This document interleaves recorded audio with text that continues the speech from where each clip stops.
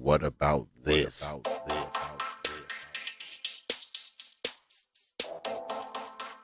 What about that?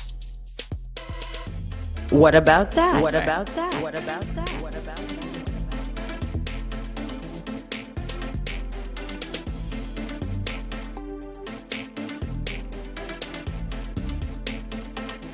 What about this? What about this? What about this? What about this?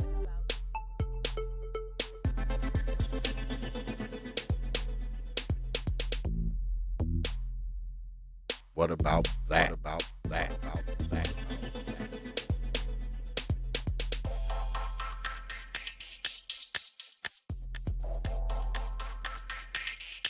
What about this? What about this?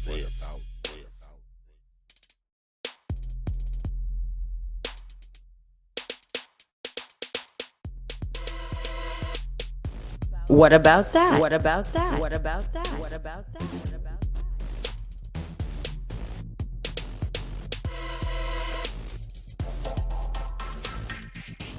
What about this? What about this? What about this? What about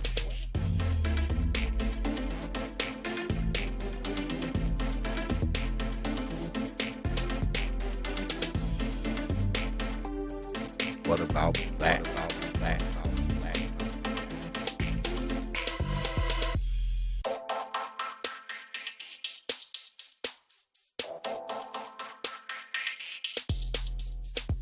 What about this? What about this?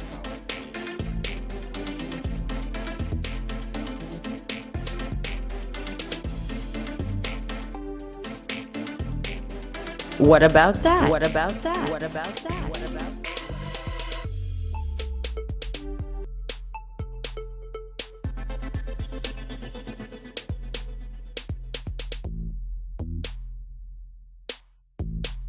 What about this? What about this? What about this? What about this?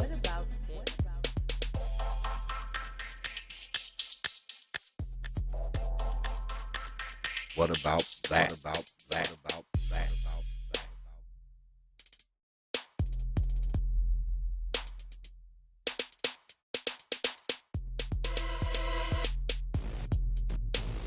What about this? What about this?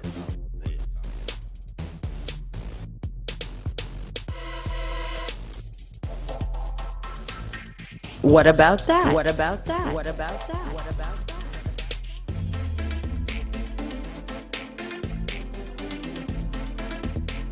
What about this? What about this? What about this? What about this? What about that? What about that? What about that? What about that? About that? About that? About that? And peace, folks. Welcome back to another edition of the Popular Thought Series right here on the old T.P.O.T YouTube page. I'm your host, X, of course, but you knew that already. That's why your black asses are here. Tonight is another What About, of course. Y'all know the What About series is where we ask the questions, what about? And we tell the secrets. Yeah, we expose the secrets. Because we as black people, we are such a secretive people, aren't we? But tonight, we ask the question, what about the health of the youth? I guess you can call this a segue from last night's stream because I had the good doctor in the house last night. And as always, Dr. Phoenix always drops bombs up in here. So I guess this What About is a continuation of the conversation that I was having with the good doctor the other night. But before we get started, y'all know I always start the stream off with thanking you good folks because I realize, man, you don't have to show up to these damn streams. You don't have to sit here and listen to me talk. You don't have to like this channel. You don't have to like these videos. You don't have to sub. You don't have to share. And you definitely don't have to drop your hard-earned pennies, nickels, dimes, quarters, and 50-cent pieces.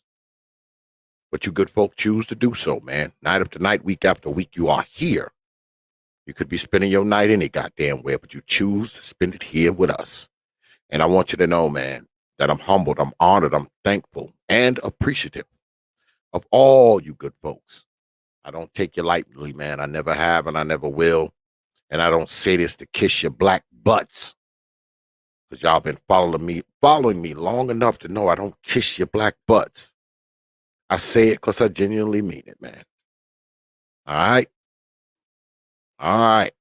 Let's get at it. And y'all dropping coins on the platform already. I appreciate that, Latin Patriot with the 2.99 super sticker. I mean, look, I ain't even started yet. Y'all already dropping coins on the platform. Haven't even got a chance to start talking around here. Y'all already dropping your money. But you know, when you drop coins on this platform, you get this.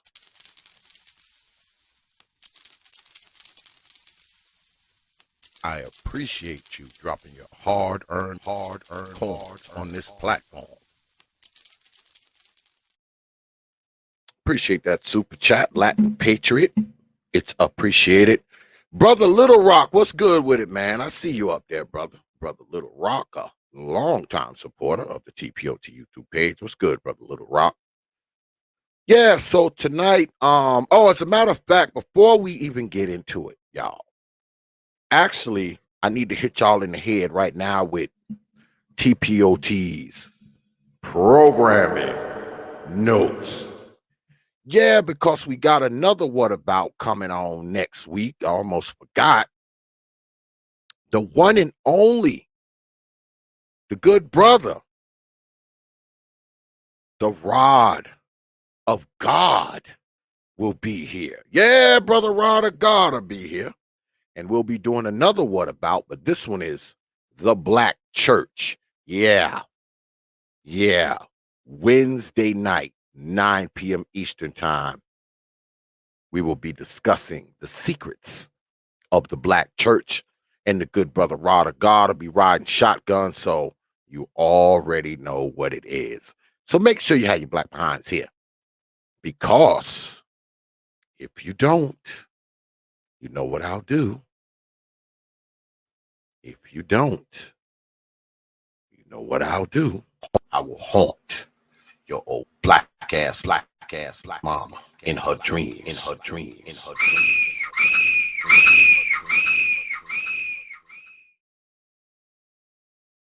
I'll be floating over mama bed. She'll come running down. There's a man upstairs. You jump up, you be like, what he look like, Mom? He kind of tall. He got on glasses and dreads and a hat. Up! That's just X. I forgot to come to his damn stream. I'm going to go tomorrow, though, because if I don't, he'll be back. But yeah, the reason why I wanted to talk about this, man, because like I said, man, I was talking with the good doctor the other night, and I got to thinking, man, because I think we've been falling asleep, man, with the kids' health, man. I think we've been falling asleep, and I think we've been putting the kids on a path of failure as far as their health is concerned. I mean, with all the things that we are susceptible to, right, as people, as adults, I think the last thing we need to be doing is shortchanging children's health, right? That's the last thing we should be doing. But I want to show y'all something before we get started. Let me pull this up. 1 second here.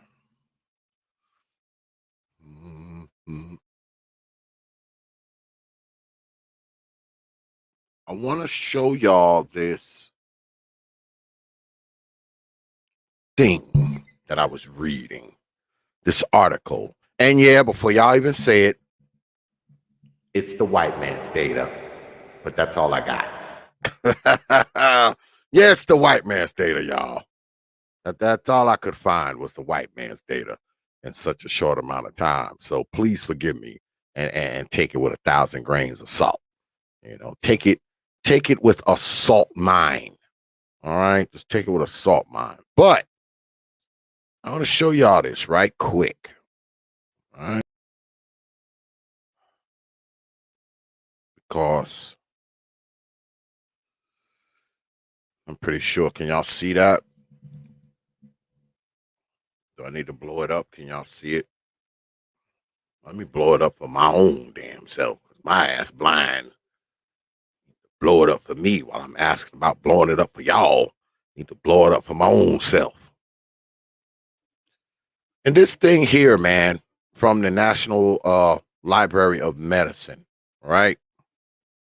It asks the question: does disadvantage start at home? Racial and ethnic disparities in health-related early childhood home routines and safety practices. Now, I'm gonna give y'all a little bit of the abstract, right?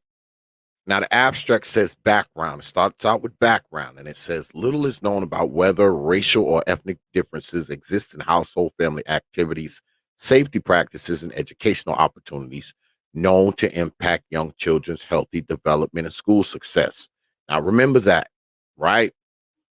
Now, their objective was to examine whether racial or ethnic disparities exist in early childhood home routines, safety measures, and educational practices and resources. The methods they used was the 2000 National Survey of Early Childhood Health, a telephone survey of a nationwide sample of parents of 2,608 children aged 4 to 35 months, right? So you're talking ages 4 to, what is that, 3 years, right? Which ain't that big of a gap. But anyway, difference in family activities, safety measures, and educational practices. Resources were examined for white, black, and Hispanic children. And this is what they found.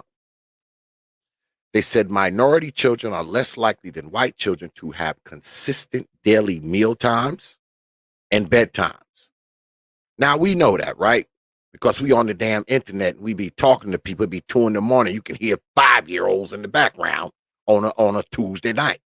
So we already know that. They ain't telling us something we don't already know. But they said more frequently, never eat lunch or dinner with their family. Minority parents are less likely to install stair gates or cabinet safety locks and to turn down hot water settings. In other words, we don't put shit on the stairs to keep the kids from falling down it. We don't turn down our hot water settings on our boiler, right? We don't put safety locks on shit, right? So, right then and there, that's a health measure, also a safety measure that we're overlooking. But we'll get into that later. They say minority parents less often read daily to their child. They said Hispanic parents more often never read to their child, and minority households average fewer children's books. Black children average more hours watching television daily. Disparities persisting in multivariate analysis included minority children having increased odds of never eating lunch or dinner with their family, black children not having regular meal times, and they go into an odds ratio 1.8 out of 95% confidence interval, 1.2 to 2.7. And watching one more hour of television daily, black parents not installing cabinet locks, minority parents having twice the odds of not installing stair gates and not reading to their child daily, and minority homes having fewer children books. Black homes, -30. Hispanic homes, -20. Children whose parents completed surveys in Spanish also experience several disparities. Now they conclude young minority children experience multiple disparities in home routines, safety measures, and educational practices and resources that have the potential to impede their healthy development and future school success. Such disparities might be reduced or eliminated through targeted education and intervention by pediatric providers, which to me makes no damn sense, because why should a doctor have to tell you to make your kid go to bed at a decent time? Why should your doctor have to tell you to put a damn gate on the staircase to keep him from falling down? Why should your doctor have to tell you to install safety locks on things when you got a baby? So these things here, not only are they a impediment to safety, when you have a child who doesn't go to bed at a decent hour, when you have a child that they eat sporadically, all right, they eating dinner at 9 o'clock at night, they ain't eating breakfast, or they ain't eating lunch, or all that stuff plays into it, right? The health of the kid. And forget the fact that kids aren't readily being taken to the doctor the way they're supposed to. But let me show y'all something else, because I actually have quite a few of these things. Let me show you Negroes something else. And of course, Brother Infantry Skills with the reminder that 1,800 abortions per day. And it's crazy, man, because shout out to shout out to Infantry Skills, because I know he would put that, like in your chat, like everywhere he goes. And I used to actually think, full disclosure, I used to actually think that something was wrong with this brother. I actually used to think that, until I actually looked up the data on the abortions. He's fucking right. He's right, y'all. He's not exaggerating about the 1,800 black abortions a day. He's not. I think it's like, he's damn near spot on. I think it's like 1,780 something like that. So 1,800 is pretty close, pretty accurate. So I don't think he's crazy anymore, y'all. I stopped thinking he was crazy a long time ago. But anyway, let me let me pull this up, man. Hold on a second. Let me see. Let me see here.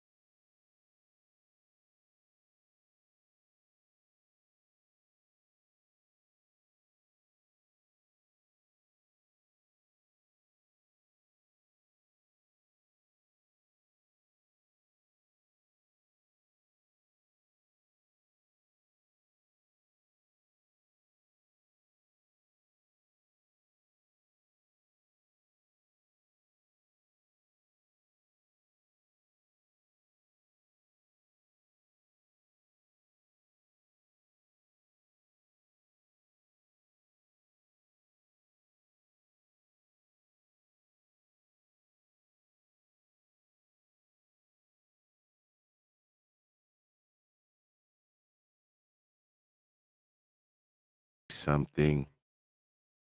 Can y'all hear me now?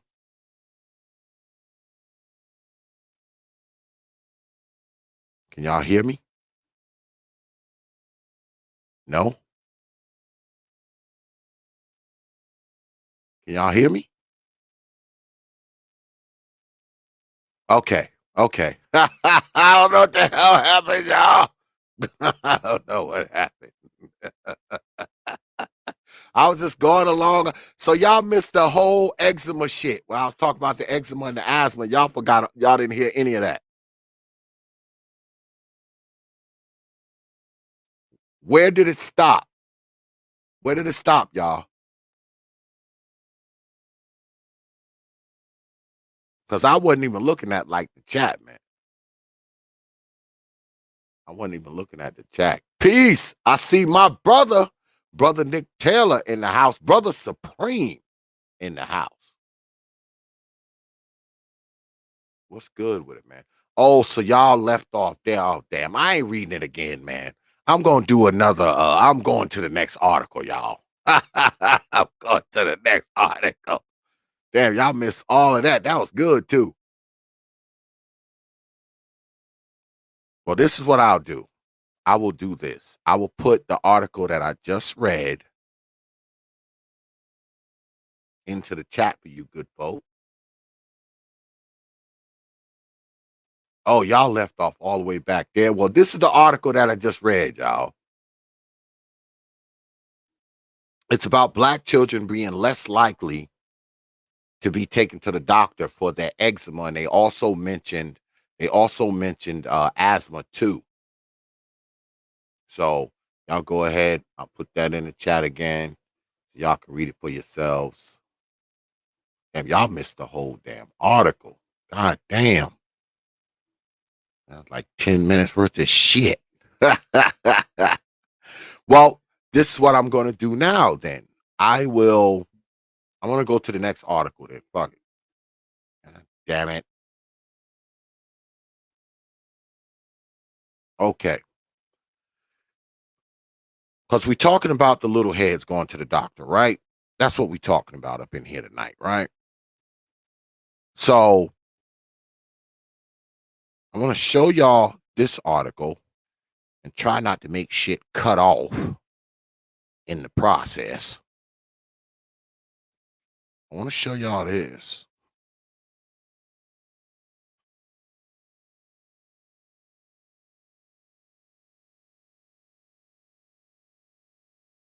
Get this out of here.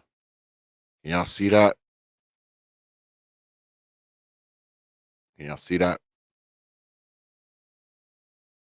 It says new poll shows black Americans put far less trust in doctors and hospitals than white people, which probably explains why we don't take our kids to the doctor for their damn eczema like white folks do. Right? Or asthma.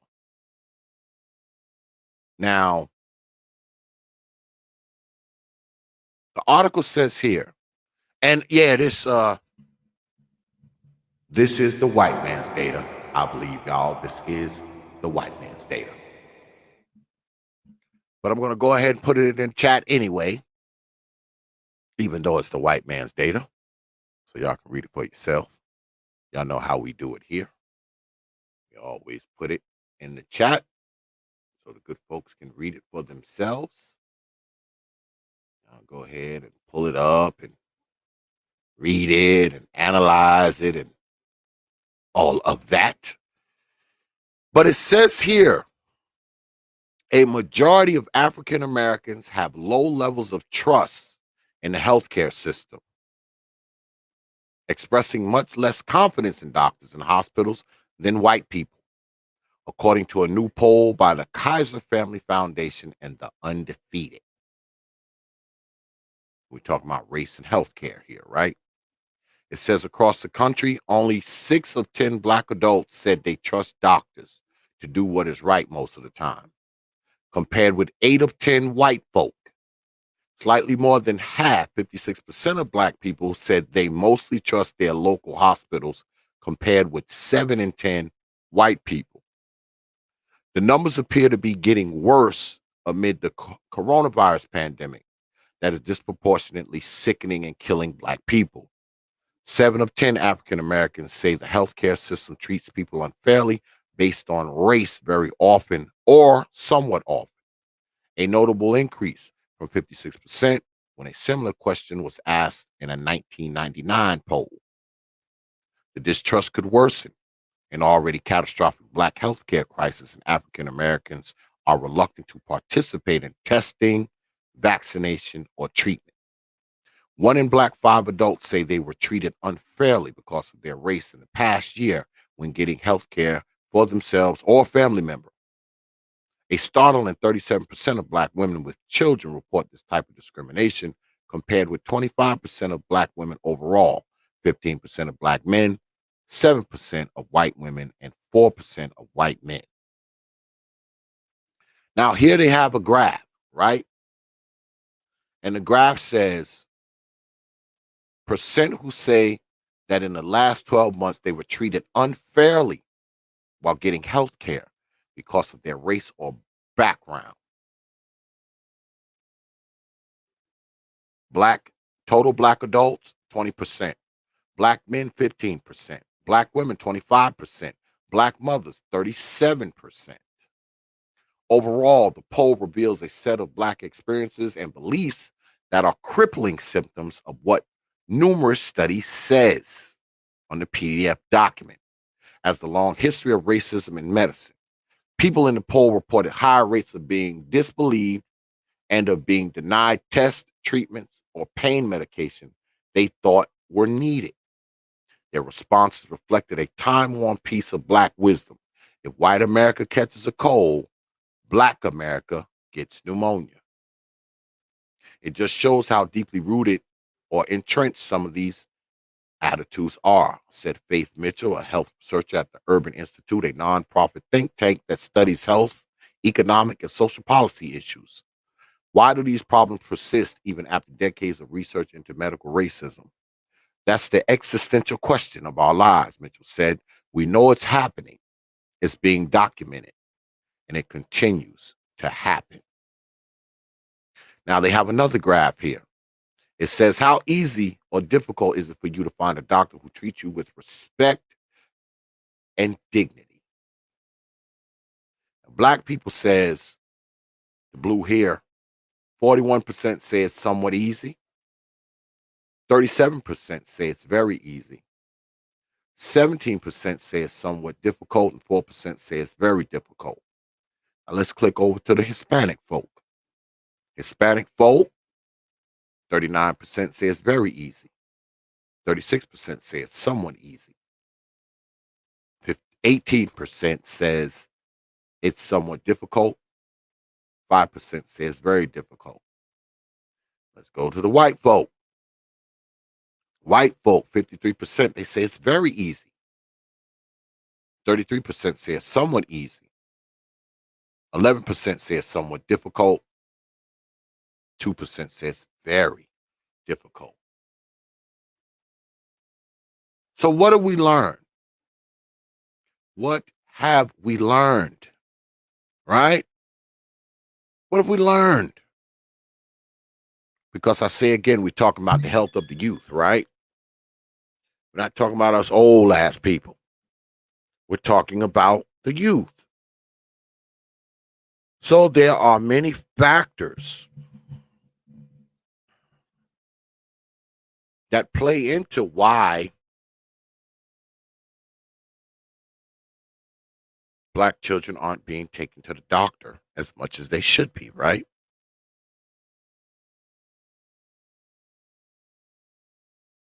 Is it that we don't care? Is it that we don't take it as seriously? Is it the fear of racism within the doctor's office? I mean, there are so many factors, right, that keep young Black folk from being healthy. I talked to y'all earlier about bedtimes.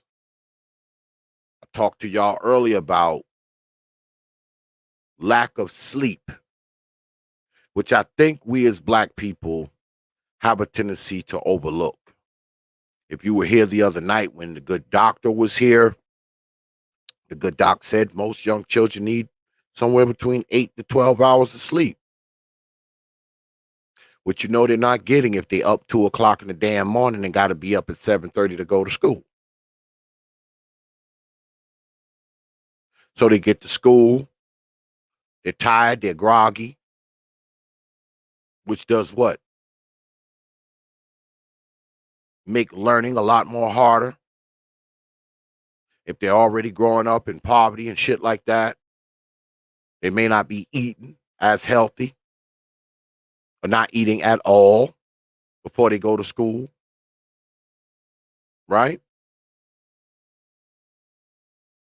I talked about the psychological effects of the eczema, where you got 30% of black children with eczema that don't readily go to the doctor. And they say that eczema has a psychological effect on the children because they're scratching and itching and peeling and doing all this kind of stuff.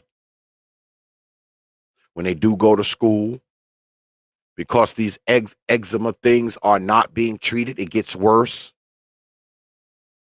If they got it on their bodies in places that are exposed, you know how cruel children are.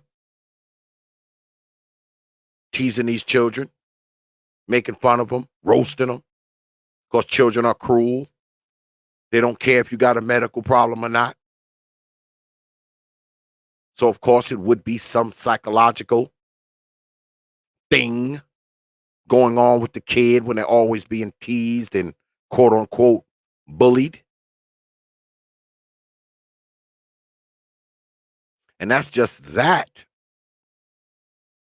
Let's not talk about the obesity of children. Something we've talked about a lot here. We actually spoke about it just last night with the good Dr. Phoenix. Children 3 and 4 years old, weighing 90 pounds, 100 pounds. Remember, I showed y'all the girl many, many months ago. She was 12 years old. She weighed 350 pounds. When the child spoke to the reporter, you could hear the sadness in the child's voice. You could hear that child crying out. She didn't know why she was so big at 12 years old. 350 pounds. I'm a 6'2" rusted Negro. I will probably never weigh 350 pounds. Not even close.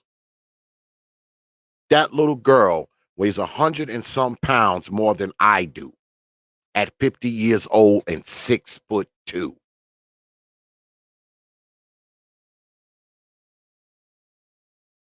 But who do we blame? Y'all know we talked about food deserts up here. We talked about the quality of the food. We talked about the portions of the food. We talked about how often these children eat.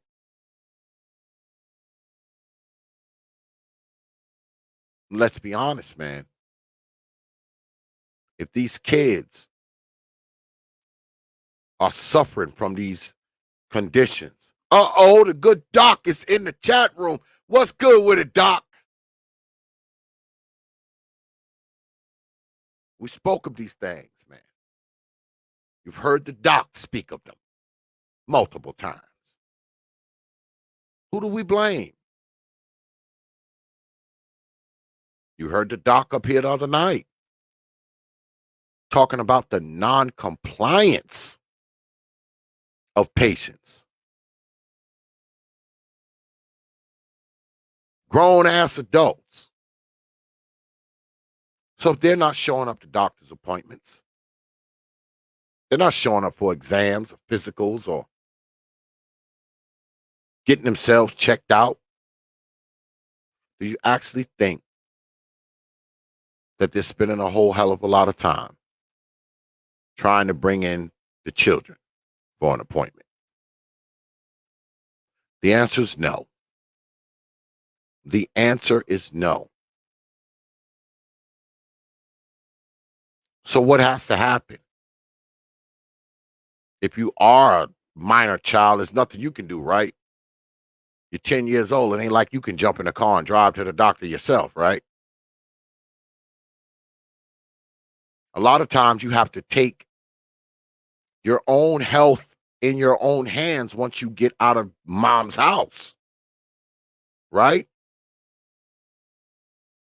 Especially if mom been feeding you pig feet and pig ears and chitlins and deep fried Oreos and deep fried Snickers bars. She's been feeding you that for 15 years. So when you move out, you gotta do something to cleanse yourself. Gotta start eating vegetables. Cause mom been feeding you pig snout for 15 years. And deep fried Oreos for dessert. You're 13 years old. You weigh 400 pounds.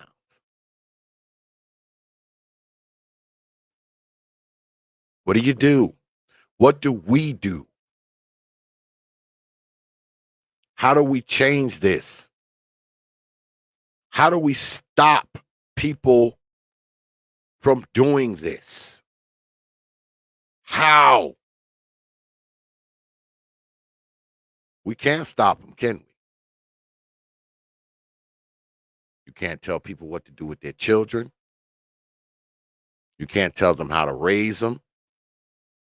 You can't tell them what to feed them. You can't tell them when to take them to the doctor.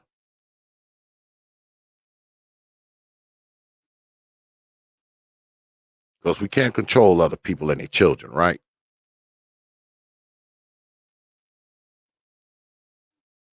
You got people who don't even believe in vaccinating their children. They don't want them to be vaccinated for anything. Nothing. Forget COVID. They don't want them to be vaccinated against anything because they says, oh, well, you know, vaccinations cause autism.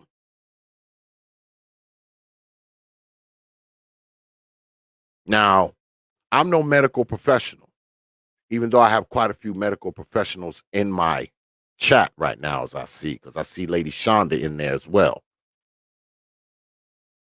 But I just don't believe that the risk of autism is great enough to just have a kid with no type of vaccination against anything, no type of protection from anything. I just don't believe that.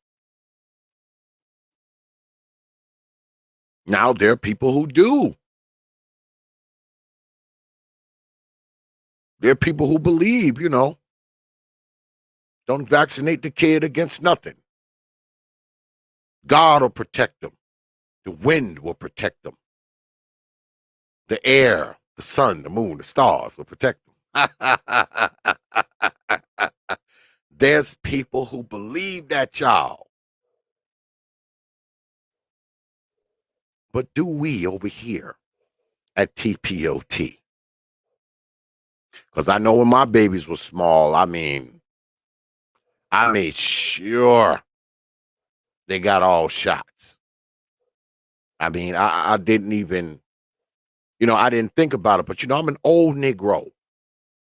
My baby is 23.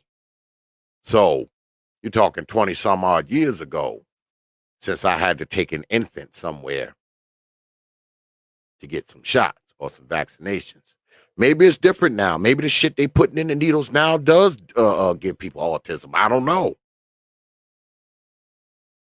Maybe that's a thing. the shit they put in the needle now, maybe it gives you autism. I don't know. I can't say.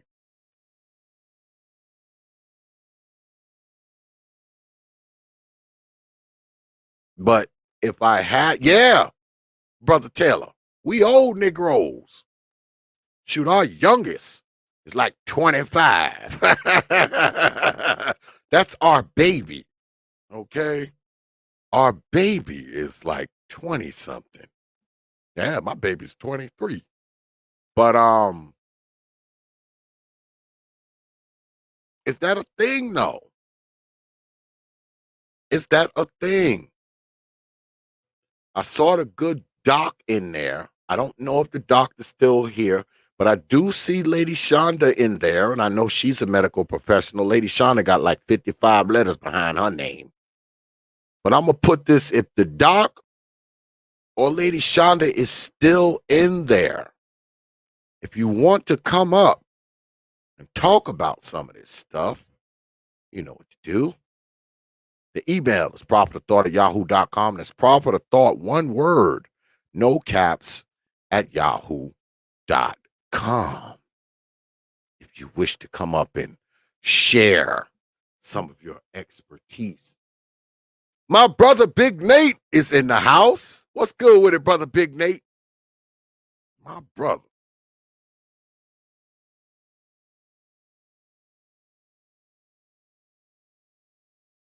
Yeah, yeah, you an official old nigga, man. If you got a kid, if your youngest kid is 20 something, that's it, you old nigga.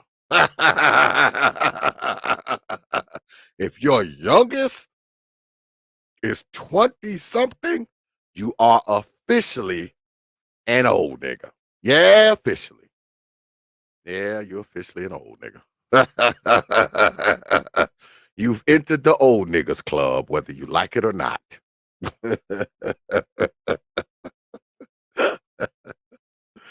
You know, you are officially an old nigga.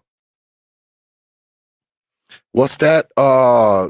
Lady Shonda says, I'm not a parent, but if parents don't want to vaccinate their child, then they don't need to send their sick child to daycare or school to infect other children. Exactly. If you don't want to give your kid the needles, how you going to send them around other people? And not only that, aren't they at a higher risk of contracting something, Lady Shonda or Doc? Aren't they at a higher risk of contracting something because they're not vaccinated? And they're definitely at a higher risk of spreading it to somebody else, right? Because they're not vaccinated. Correct or no?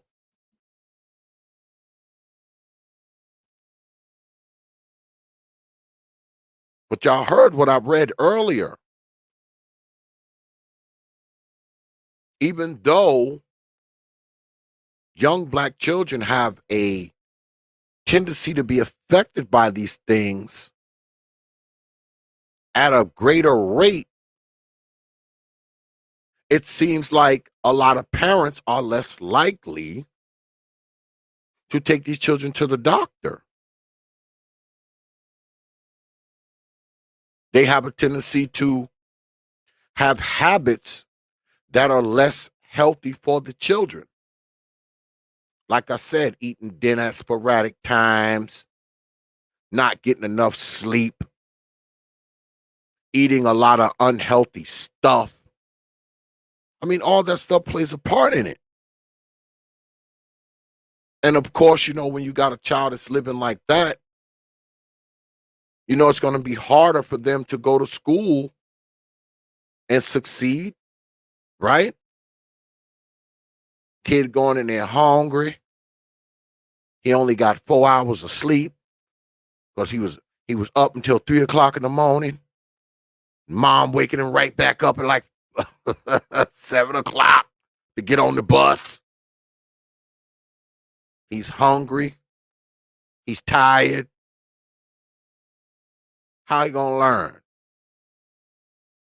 It ain't like mom reading to them, just plopping them in front of the damn TV while she go and get on Facebook, try to get some likes. And what happens when these children get sick? Because, you know, children do get sick, right? Catch colds, sore throats, all kind of crap. What happens then? How are they nursed back to health?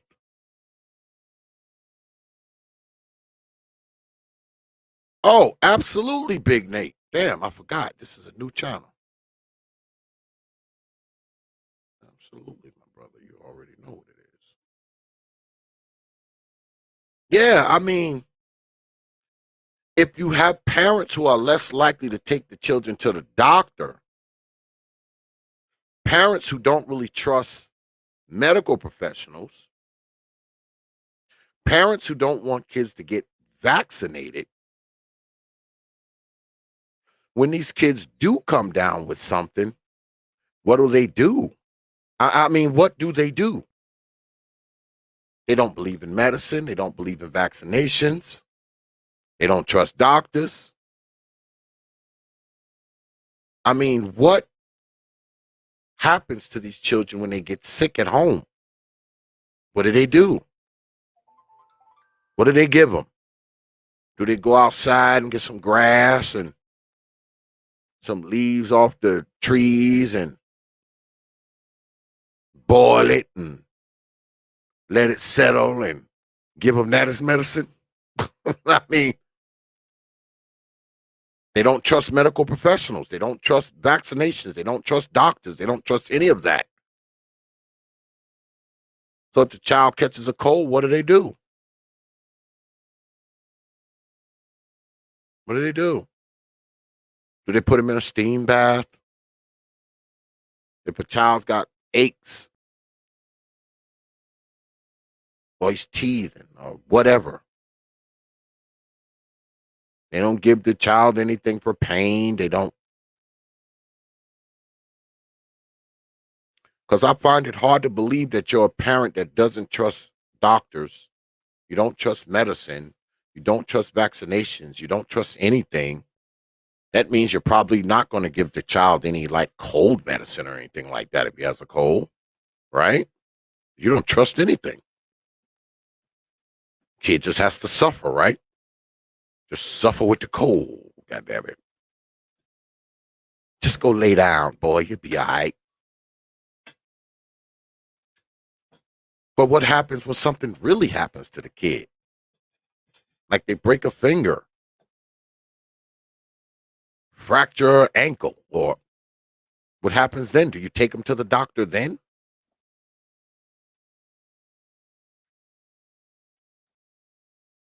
Or do you make the cash yourself out of toilet paper, newspaper, and water?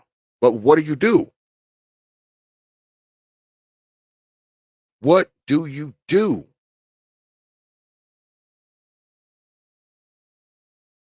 And we wonder why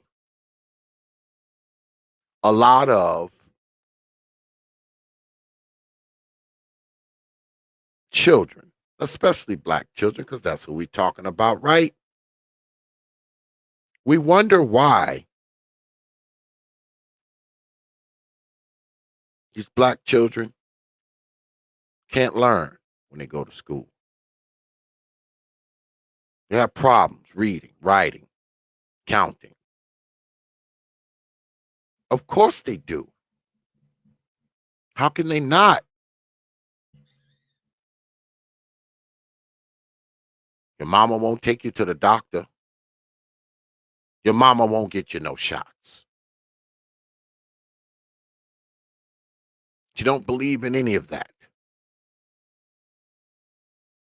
You fuck around and get sick. She goes outside and scrapes some bark off of a tree, boil some water, and pour vinegar in it and say, drink this, boy. She takes some bark off of a fucking oak tree, boil some water, put the bark in it, pour some vinegar in it, and say, drink this, boy. Now you gotta go. Now you gotta go to school with an achy stomach because she done made you eat tree bark in vinegar, boiled.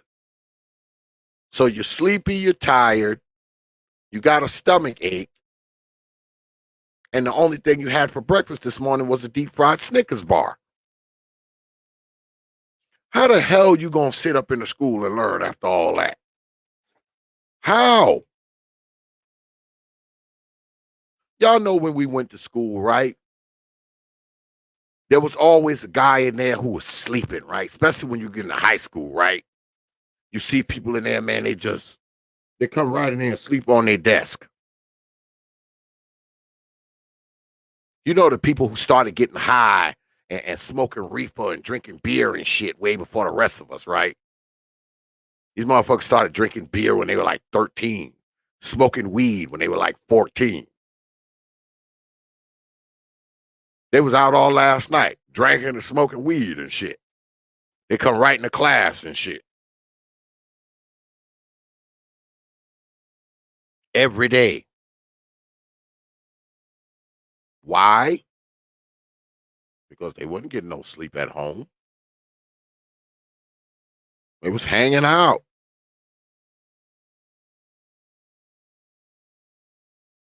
Getting high. Only reason why they was going to school because their mama was making them. I know where I was from, you couldn't quit school until you were 16. It was against the law. You fuck around and not go to school, they have something called a truancy officer.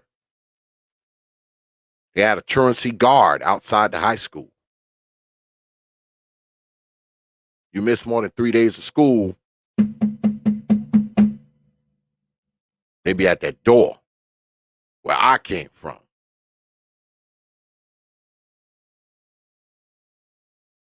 So they had to go. Because if not, them folks be at that door giving old mama hell, saying why this nigga ain't in school.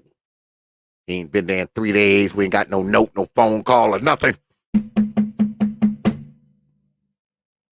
You on that door. Where this Negro at? Why ain't he here? But that's the thing though, right? Because it all is connected. Y'all were here last night.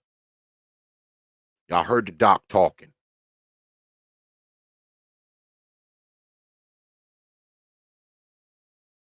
Unhealthy habits have an effect. A kid that's not getting no sleep, man, he's probably not going to do that well in school. He's got shoddy nutritional habits. He's not going to do that well in school, man. How well can they do in school when shit at home is messed up?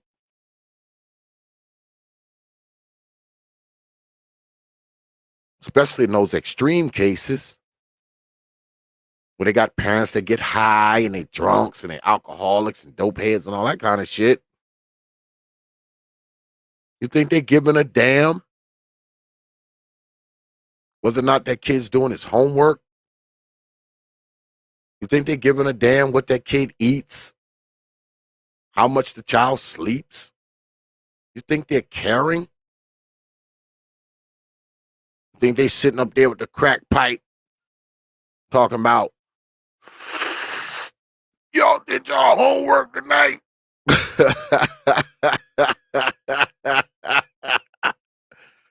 Do you think they take a hit of the crack pipe and then right after they hit ask about the kids' homework?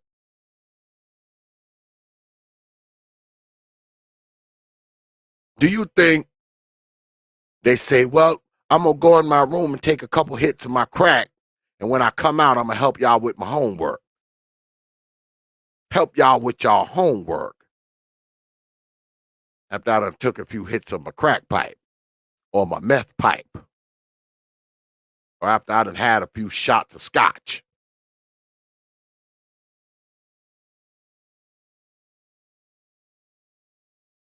I mean, come on, man. So what happens? That sets the goddamn kid up. For what? For failure. Yeah. Kid ain't eating 30 hours, 40 hours. Because mom been gone for 3 days. She done left the kid with the sister mom. Remember I told y'all about the sister mom, right? You know the sister mom. That sister, she older than y'all. She like 12, 11, 10, maybe 9.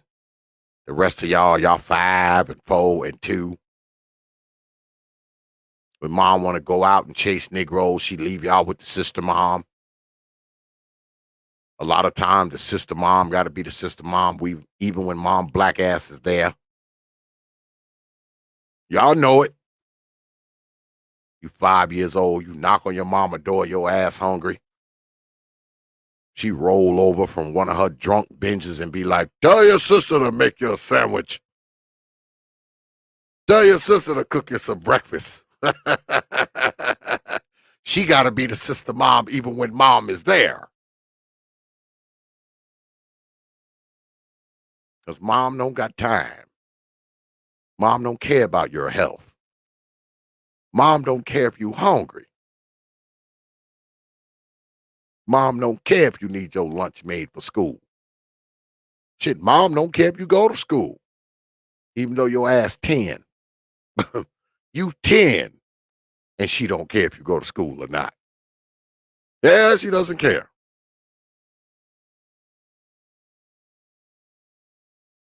I mean, a lot of these habits that go on, man, in these houses, man, they're not just unhealthy for these children, man, physically. A lot of these habits are unhealthy mentally, man.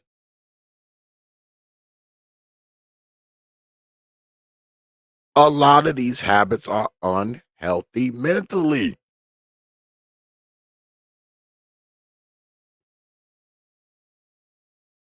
And like I said, man, we wonder why.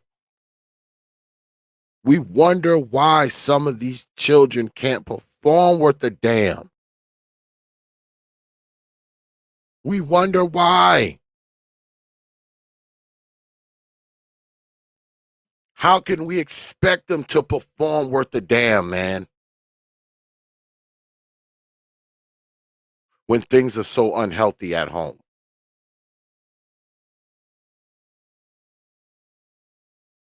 Children half eating, half sleeping. The house is full of crack smoke and blunt smoke. Kids developing asthma and black children with eczema. And the parents don't give a shit. Brother Art, what's good with it, my brother? I see you up there. My man. The one and only Art Nostyle. Y'all need to get down there to Brother Art's channel, man. Brother Art's channel is growing. It's really laid back down there 95% of the time. But 5% of the time it gets a little edgy down there, man. It be some knockdown dragouts down there sometime. But that's only like 4 or 5% of the time. The other 95% of the time it's laid back. Brother Art be drawing, because y'all know Brother Art is a real artist. He don't just play one on TV. He's actually a real artist. But it be really laid back down there, jazz music playing and whatnot. But about 4% of the time, it be some knockdown drag outs down at Brothers Arts from time to time. Yeah. Yeah. Brothers get to verbally scuffling down there now. They will get to verbally scuffling. But that's my dude right there, brother Art Style. Y'all need to go down there and check the brother out. Yeah. Y'all need to get down there and check out old brother Art, man. Probably one of the best channels on YouTube and definitely one of the most grown up. Absolutely. Without a doubt. But yeah. You're a kid, you're 9 years old. Mom smokes crack. Mom drinks liquor. Mom smokes weed. Now you walking around there with your 9-year-old self. Bad enough she's not feeding you right. Bad enough you're not getting enough sleep. Bad enough your homework and shit is being neglected. Bad enough she just let you plop down in front of the television for 7 hours. And on top of all of that, you got to inhale secondhand cigarette smoke, secondhand weed smoke, secondhand crack smoke, secondhand meth smoke, all in the same night. You walking around with a contact. You 9 years old. One day you got a weed contact. The next day you got a crack contact. The next day you got a methamphetamine contact. And every day throughout, you inhaling the secondhand smoke of Newports. Now, the good doc was on here last night, and he said, X, you have youth on your side so you can bounce back. But how bad are you suffering while you're there? How bad are you suffering as a kid in a house where mom smoked weed or smokes crack or smokes cigarettes in the house or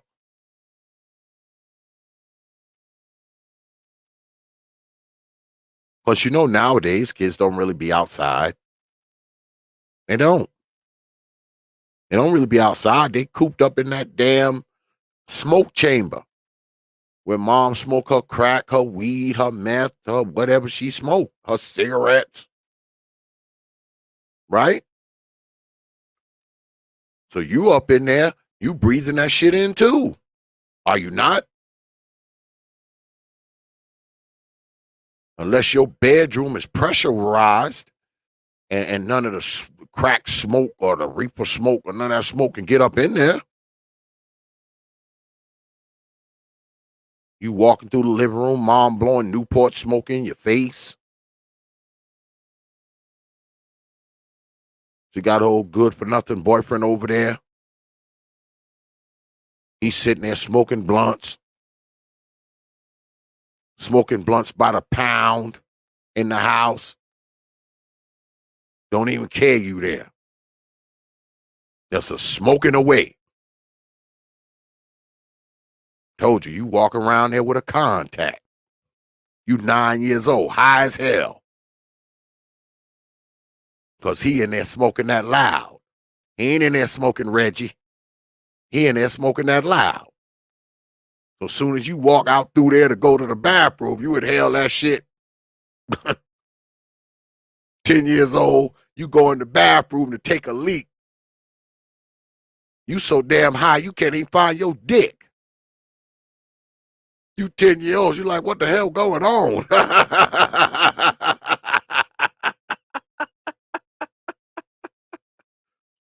Taking a piss in the sink and shit. Just high. What the hell? Why does the sink look like the toilet? Why does the toilet look like the sink? Well, you say, fuck it. You go right ahead and stand on the tub and take a leak in the sink. Because you're high. And you're 10. And you don't know you're high. You just know something ain't right. Walk out, walk back through there, breathe in some more. Now you wondering why you got the urge for potato chips, cupcakes, Doritos. Now you don't even give a shit if mom feeds you them deep fried Snicker bars now or them deep fried Oreos now, right? You done walk through that living room, whole good for nothing boyfriend smoking that loud in there. That goddamn deep fried Snicker bar be right on time now, won't it? That motherfucker right on time when she cooking now, boy. Cause you're 10-year-old and you're high on that loud. But shout out to my North Carolinian brother, MGTOW Flight, with the $5 super chat. I appreciate that, brother. Appreciate that super chat. You know, when you drop coins on this platform, you get this.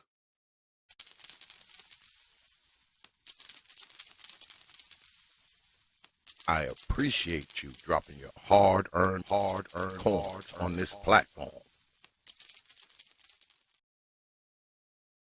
Appreciate you, brother MGTOW Flight, my brother. But yeah, man. Mom, boyfriend smoking that loud in there. You inhaling it. Now your ass high. That can't be good for you. It's Tuesday night. You got to go to school tomorrow.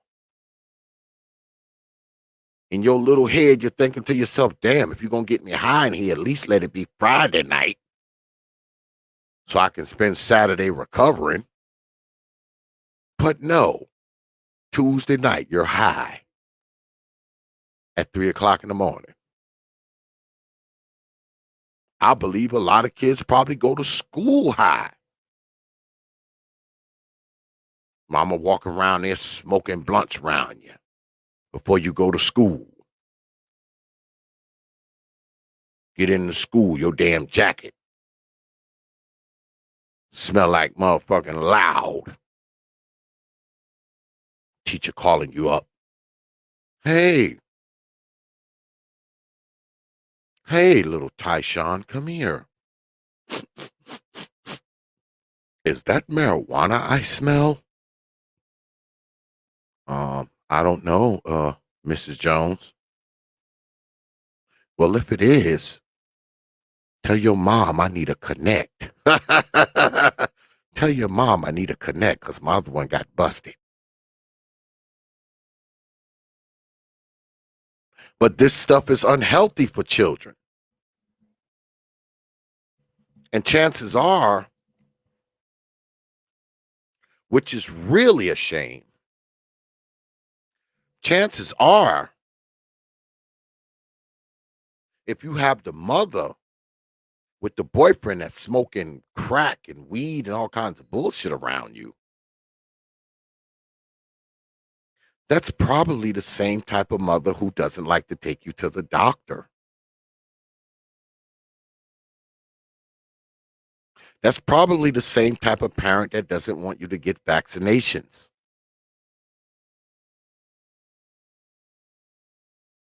That's probably the same type of goddamn parent that gives you tree bark and grass and vinegar when you get sick.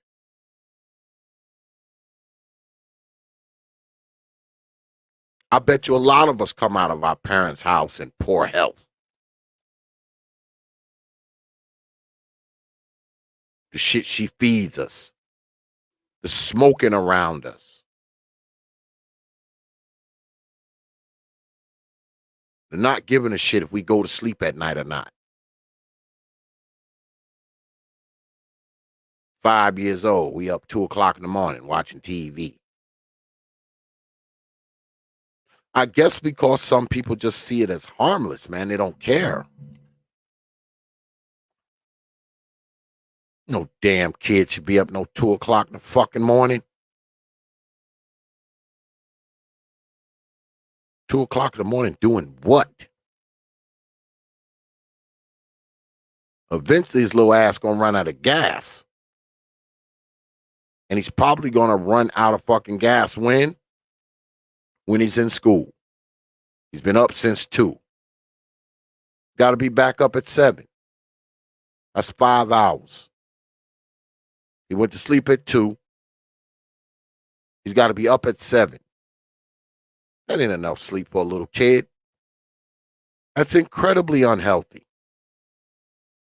It's incredibly unhealthy for a little kid to only get 5 hours of sleep. But I guess we just don't care.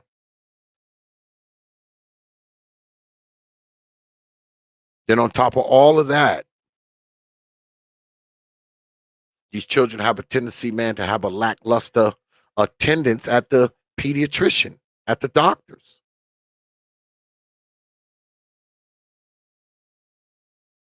They don't want to take these kids to the doctor, man.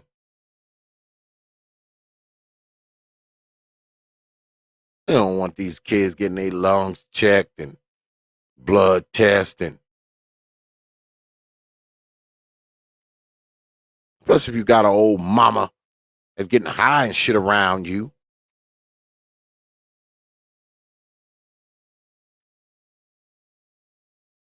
Get one of them kids a urine test. They probably got more goddamn THC in their goddamn urine than a Jamaican saxophone player.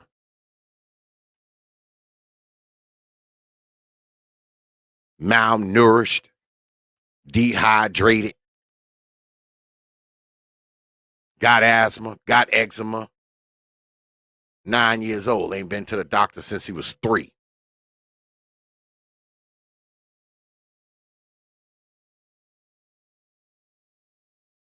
I think this, along with other problems, man, other situations, other crises, feed into the problems, man, that plague pockets of black society, man.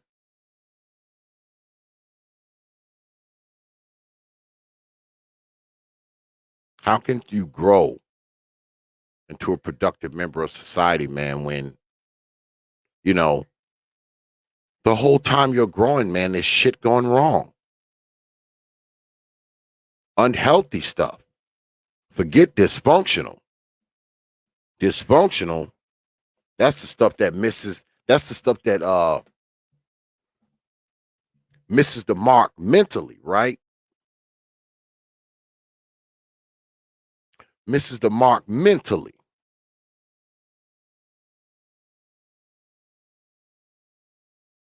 But your physical health.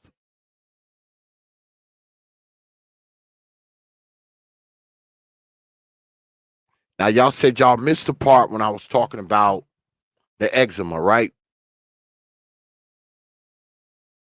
So let me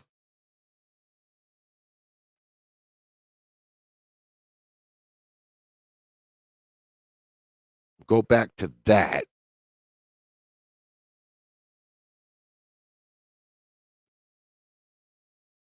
I'll go back to that, right?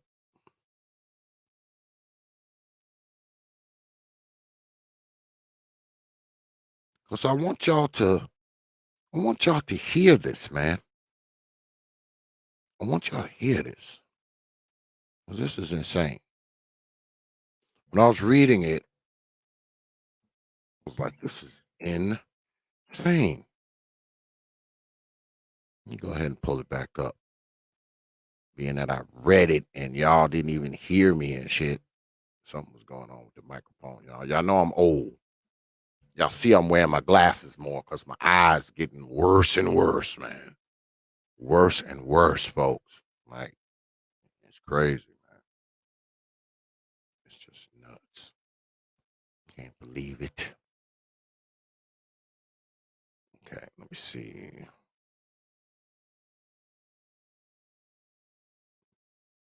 So y'all missed hold up. I think I read y'all that one already. Let me see. Mm, I think this is the one I wanted to. This is the one I wanted y'all to. Let me see. Complete surveys and English. All right. Here we are. This actually, I didn't read this one to y'all because I got a bunch of them up here. I actually didn't read this one to y'all, but I'll read it to y'all now.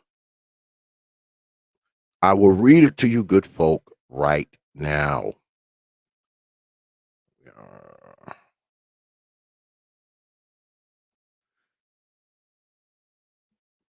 And yeah, y'all, this right here, it's the white man's data.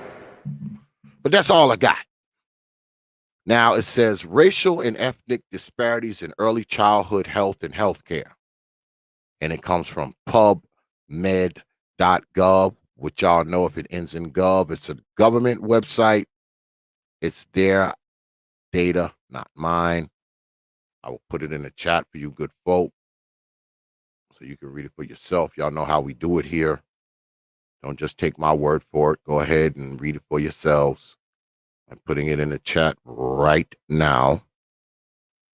But it says here, racial and ethnic disparities in early childhood health and health care. And if you requested the link, check your emails, brothers. Check your emails. Abstract. Racial ethnic disparities in healthcare have received much national attention recently, but few studies have focused on disparities among children. We studied disparities in early childhood health and healthcare. This is what I wanted to read y'all first. All right. Methods. We analyzed data from 2,608 children. Oh, I think I did read y'all this one. I think it cut off when I was talking. I think I did read y'all this one. So let's jump down to the results, right? It says Hispanic and Black children were significantly less likely than whites to be in excellent or very good health. 72, 79, and 90% respectively, and were more likely to be uninsured. 31%, 18%, and 9% respectively. Only 60% of Hispanic and 77% of Black parents would recommend their child's provider to others, compared with 84% of white parents. Minority parents are often reported that providers never or only sometimes understood their child rearing preferences, and Hispanic parents most often reported that providers never or only sometimes understood their child's needs. Minority parents are more often were asked about violence, smoking, drinking, and drug use. Hispanic and Black parents average significantly fewer telephone calls to doctors' offices than whites. 2.0, 3.1, 4.3 calls respectively. Providers significantly less often referred Hispanic and Black children to specialists, 11%, 17% respectively, compared with 22% for whites. Most disparities persisted in multivariate analysis, and several disparities were found between children with parents who completed surveys in Spanish and those with parents who completed surveys in English. Conclusion: the young minority children experienced multiple disparities in health status, insurance coverage, topics discussed during pediatric visits, parents feeling understood by providers, and parental satisfaction and referrals to specialists. So what do we learn? Uh-oh, and a good doctor is here. Dr. Phoenix. Good. How are you? What's good with it, man? The good doctor is in the house. What's going on, Doc Phoenix? I got you Good. 2 nights in a row, man. This is a record, man. Yeah. No, like I say, that's the benefit of being on vacation. I have some time on my hand, and yeah, benefit of being on vacation right now. So yeah. hmm So what do you think? How long you been listening, Doc? Am I off Um, here? Is this data off that I'm reading? no. I've been tuning in now for about, I don't know, about 15, maybe 20 minutes or so. hmm Actually, it reminds me of something I did, um, kind of in between my years where I was out of undergrad and I was in the process of, applying, looking to apply and applying to medical school. And Mm-hmm. I and a gentleman I know, he's a family practice doc, but he ran a federally qualified health center, which is, if you don't know, that's basically a government funded uh health facility. And so basically Okay. all care there is free, is all covered by the government, obviously. So basically, if you're, children, a lot of parents bring their children there, that basically if you're underinsured or not insured, or, you're CMS or anything like that, you can bring your children there. But more than most patients that come through there are usually uninsured. So, but again, care is free. So it's subsidized by the government. But the point is that, I was on a project that I was working with um, one of the quality assurance. It was a physician. He ran their quality assurance, and basically, the project was that they were trying to uh, increase the amount of patients coming in for well child appointments related to elevated blood lead levels. And so Mm-hmm. what happened was that in these patients, they basically, to make a really long story short, basically part of the research I had to do was that I was looking to design their protocol, their protocol for assessing and treatment uh, of lead, elevated lead levels in children. And so I had, the part of that was that I actually had to get patients in who had previously been there, had tested, the children tested, what had tested, had elevated lead levels. And so instead of the children, the parents never brought the children back for follow up testing after they initially tested for elevated lead levels. And I had to do this. I think I did this for almost a year. And I kid you not, I had basically a list. I would call parents. I would get voicemails. People wouldn't pick up.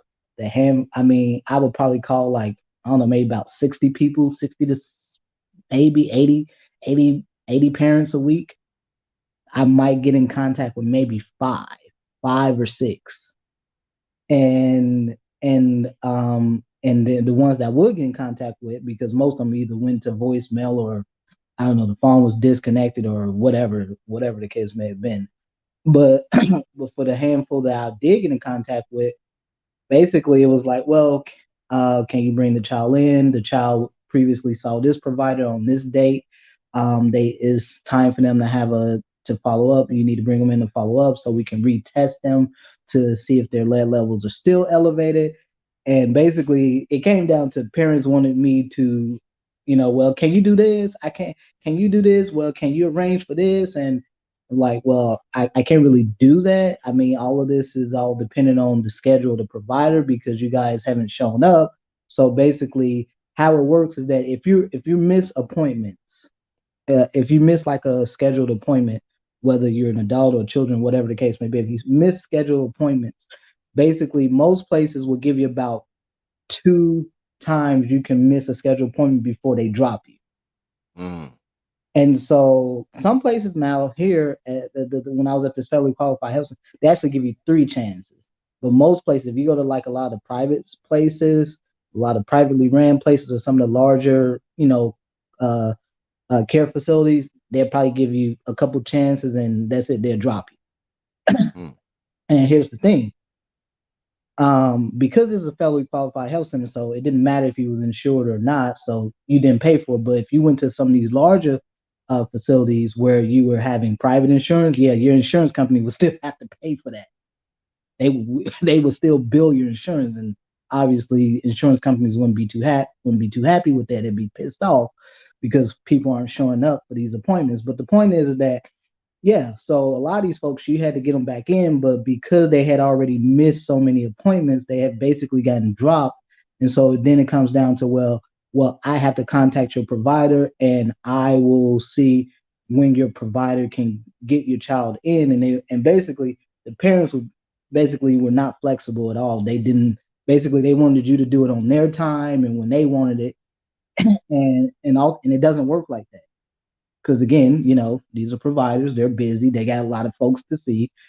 And but the point is that yeah, this is a common issue where parents do not show up. They do not bring children in for follow up appointments, and so folks have to go call and try to track folks down to bring in their children. And Mm. even then, if you can get in contact with them, in many respects, some of them will show up, and then some of them just don't. Most of them don't, and that's the unfortunate reality of whenever you're dealing with pediatrics. Again, I deal with adults, so and this is part of the reason why I was never really truly interested in children is because unfortunately, when you deal with children, you don't just deal with children, you deal with the adults, the parents. And in many respects, for me, that's a little too difficult for me. I cannot personally do that because you see things and you're purview to actions and behaviors that you know make you question people's um capabilities of a parent, make you question their abilities to be proper parents. But again, our hands are tied. There's not much we can do in that regard. but but the point is that yeah, this is an extremely common problem. I did when I did hear this, you were talking about eczema, and I did want to say something about eczema because I think this is a very important point to get across about eczema. You were right about what you were saying earlier around about 30% of black children have eczema, and if people are not familiar, eczema is far more common in black people and specifically black children than it is in other groups. Yes. And and part of the reason is you kind of alluded to it earlier, which is the cigarette smoke. Mm. Cigarette smoke is a principal irritant of the skin and in general of the respiratory system as well. But for children with eczema, cigarette smoke, um, hot humid environments can can cause flare ups. So you think about, for example, folks who live in poor neighborhoods. You live in apartment buildings where there's no, especially in the summer where there may be no air conditioning. So children oftentimes in apartments where it's hot, it's kind of stuffy, it's humid, and those can cause flare ups. And again, if you ever seen what, you ever known anybody with eczema, you ever see what eczema looks like, for a lot of children, yes, it can be psychologically damaging because, again, you see this in children who have vitiligo, where, obviously children can be very mean. Um, Yeah. children can be very mean. Again, children will, make jokes and make fun of children with skin condition like eczema or vitiligo. But specifically for eczema, there are common irritants that children are exposed to every day that actually causes the inflammation that can cause a flare related to eczema. So in cigarette smoke being one of those chief irritants that children will be exposed to on a regular basis because I can tell you as a student, I don't know how many children I've seen, how many physical exams I've done with children. Parents come in, smell like marijuana and cigarettes. The children, their clothes smell like marijuana and cigarettes. And again, it's not the children's fault. It's not Yeah. any fault of their own, but this is a common reality. And so yeah, so just wanted to make that. Well, do you find, Doc, that there's a correlation between, the parents who, they constantly missing doctor's appointments and whatnot, and also if they have children, they're not too interested in bringing them to the doctor either, or is that a thing? Do they care about their children's health, but they're kind of lackluster on their own? I'm sorry, I'm not quite sure what you mean by that. Like if you got a parent because the other night you was here and you said, a lot of Mhm. patients are non-compliant, especially if they Yes. poor or whatever. Do you find that these same people, is there a correlation between, the people who, miss all kinds of appointments, and then when their children have appointments, they miss all of those appointments too? Oh yeah, yeah. I mean, oh yes. Yeah, I mean, obviously, if they're not going to their own appointments, I wouldn't expect them to show up for their children's appointments neither. So, yeah, so absolutely, I would not. I would expect similar behavior in regards to the children. Yeah, especially when they show up and the kids' coats smell like weed and smell like cigarettes. And, I mean, because I'm a true believer that there are a lot of unhealthy black children in the world. I mean, I don't know what the numbers are, but I'm pretty sure there's a lot of unhealthy black children, man, coming up in the world because they 3 and 4 years old, and mom and they're smoking weed, and mom boyfriend and they're smoking cigarettes, and I mean, they got to walk around through the smoke, and they get into contact. They're 9 years old, and mom and they're smoking a blunt, with her boyfriend. So you got to walk through there, to get to the bathroom, and they smoking that loud up in there. So, it's not like you can hold your breath. You by the time you get to the bathroom, you already high. You just walk through the living room and inhale some of that loud that they're smoking in there. And goddamn it, you high by the time you get to the bathroom. So, I mean, it's almost as bad as the eating habits. I mean, in a lot of these children, there's a combination of it, right? Because I talked about how a lot of black people, they just don't trust doctors. They don't trust physicians. They think medicine is racist and all this kind of stuff. So they won't take the kid to the doctor, right? They're feeding the kid a poor damn diet. They're smoking around them. They're smoking weed and shit around them. You know, all of those things combined, man. The cigarette smoke, the lack of sleep, the poor diet, the no show at the goddamn a no show at the pediatric appointment. I mean, these little kids, it can't be that healthy. They letting them plop down in front of the TV for 7 hours and play Xbox forever and ever. They don't go to bed till 7 o'clock, till 2 o'clock in the morning. Got to be right back up at 7 for school. The only thing they ate that day was a deep fried Snickers bar. I mean, there's no way these kids can be healthy. So if you're an unhealthy kid, man, you're not going to go to school and learn. You're not going to be able to. You're tired. You don't get enough sleep. You don't got the right nutrition. Uh, mom, boyfriend got you high last night. I mean, uh, it just seems like such a hopeless situation from for some of these kids, man. Because some of these children, man, they just never had a chance, Doc. Yeah, no, no, I would fundamentally agree with that.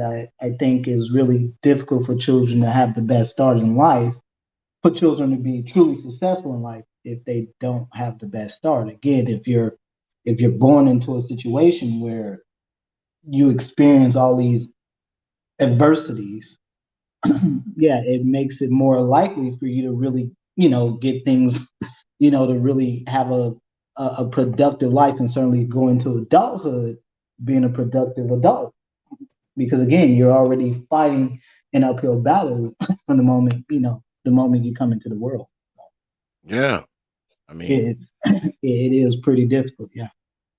yeah, then you start school. I mean, we talked about this the other night too. A lot of these kids, they don't get enough sleep. You know, I mean, you got kids that's 5 and 6 and 7 years old, man, and they getting 5 hours of sleep a night, 6 hours of sleep at night. So guess what? When they get to school, they're gonna be tired as hell. They're gonna be falling asleep in school and all this kind of nonsense. You know, and we don't know how that's being interpreted. They see a kid that's falling asleep in school. You don't know how they're going to interpret that. So, I mean, it's a problem on all ends, man. And we gotta blame the parents, man. We want to blame everybody else, but I believe in blaming the goddamn parents. I think your parent is a big chunk of your influence, especially when you're little, because they have total control of how you live. They have total control of when you go to bed, what you eat, whether or not they smoking around you, your type of nutrition, the amount of rest you get. Um, I was reading earlier about I was talking about the statistics, and they said that uh black parents are less likely to install gates on staircases. They're less likely to put safety locks on things. They are less likely to um put things, keep the house safe. So you have all those risks as well, you know? You have all those risks. So not only is a child's health physically, of course, and mentally being jeopardized, their safety's being jeopardized. So there's these children are suffering, man, from all angles because it's got to be psychologically hard as a child, man, to live in a house where it always smells like weed, or there's a goddamn flight of stairs that you have a tendency to be tripping on from time to time and almost falling down. You're a freaking 6-month old baby and you're crawling around and there's no damn safety locks on the cabinets. Cause I knew somebody, man, where baby got into some bleach one time and drunk it. Didn't drink a lot, but did drink some. Yeah. Baby was like 7 months old, man, got into some bleach. I remember back when I was a young guy, baby got into some pine cleaner one time and was drinking it, like, and I'm saying to myself, why do y'all have that where that baby can access it? Why ain't those cabinets tied up, zip tied, safety locked, something? You got that baby crawling around in there. And where the hell were you when the baby was drinking the pine cleaner? Where were you at that moment while that child was guzzling a pine cleaner and bleach? Where were you? What were you doing? Okay? What were you doing? Now, I know accidents happen. Little toddlers will get around and mess with all kinds of stuff. But you're the adult. You're supposed to be prepared for that. Knowing that that little tyke is crawling around in there, you're supposed to make sure them chemicals up, sharp objects is up. You're supposed to make sure there's nothing for this kid to pull down on themselves. You're supposed to make sure there's nothing for them to get their little hands on and drink it. You're supposed to do all of that. You're supposed to baby proof the house. All right. There's a baby in the house needs to be baby proofed. I mean, I know people ain't perfect, but you can do your best to baby proof the house because you already know. And I say again, where the hell were you when the baby was drinking bleach? But I mean, I think I'm going to have to start digging some of those stories up too, man. Start digging some of those stories up, man. You know, and I know people get mad with me, because I'm always talking about, the parenting. But parenting is important, man. It's important when the kids are little to make sure that they don't grow up to be idiots and losers and said the wells and miscreants. I think you're setting your kid up to be a loser if he's 8 years old, man, and you and your boyfriend are sitting around smoking weed and smoking cigarettes and making it so that kid got to walk through that. He got to circumnavigate through that crap. I think it's bad for a kid to only be getting 4 hours of sleep. I think it's bad for a kid to be having bad nutrition, where all you do is put cereal and crap and candy bars and all this kind of nonsense down this kid's throat because it's easy, it's convenient, it's quick, and you don't have to be bothered. And then you wonder why these kids grow up and they can't learn. You wonder why a lot of people are walking around here, man, with a 4th grade reading level. Because a lot of those people probably grew up in these type of homes where mom smoked and drank all the time and didn't care if you went to sleep, didn't care if you did your homework, feeding you at these sporadic times. She giving you dinner at 9 o'clock and making you go to bed at 9:30. You got to go to sleep on top of that junk she done fed you. I mean, none of this stuff can possibly help black children do better, man. And I know people will say, well, we have these things in our culture, blah, blah, blah. Get the hell out of here. No, you're a parent. You can decide when your kid go to bed. You also can decide what time they eat. You can decide what they eat. You can do that. You can make sure they're getting exercise instead of plopped in front of that damn TV for 8 hours a day like a zombie. You control it. I think a lot of parents just don't want to control it because they don't give a damn about their kids' mental health. They don't care about their kids' physical health. They don't care what they're eating. They don't care what they're exposed to. They don't care. Because any parent that'll let their kid go somewhere smelling like reefer is just irresponsible as hell. Fine, you want to go smoke your damn chronic, go outside, walk up the street.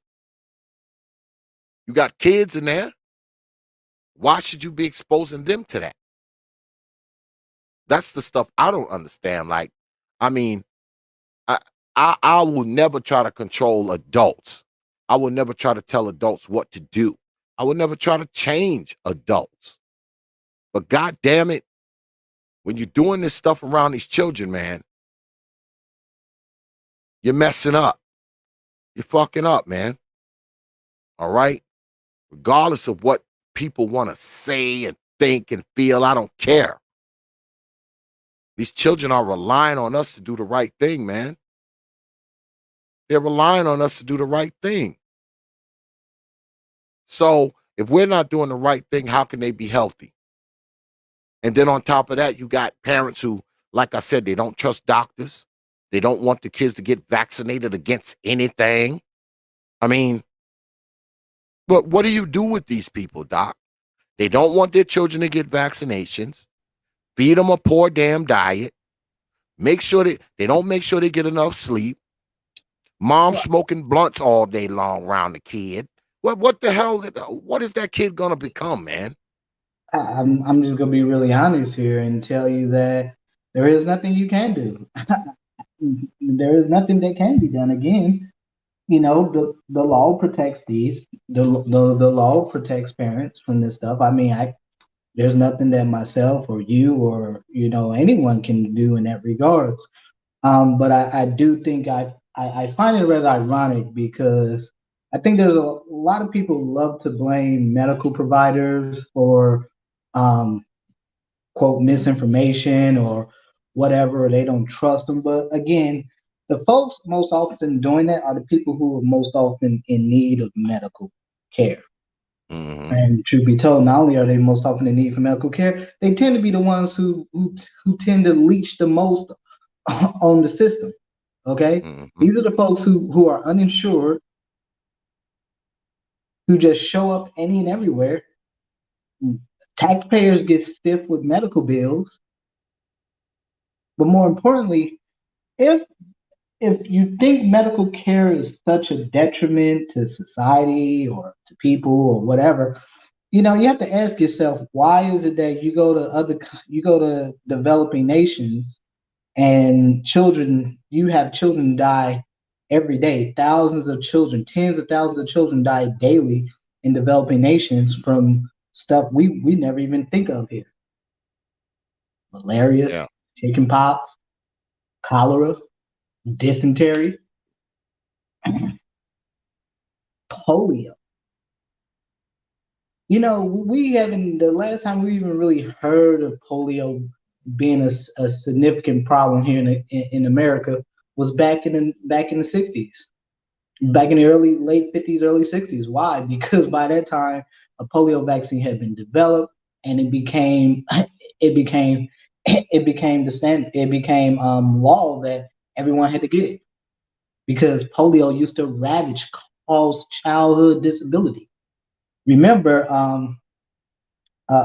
Roosevelt during World War II, he Mm-hmm. had polio. He was in a wheelchair. Nobody never knew he was in a wheelchair. Yeah. He used to do his fireside chats, and no one never knew he was in a wheelchair other than those in his cabinet and those that were closest to him. They were the only ones that knew. But this man was confined to a wheelchair because he had polio in his childhood.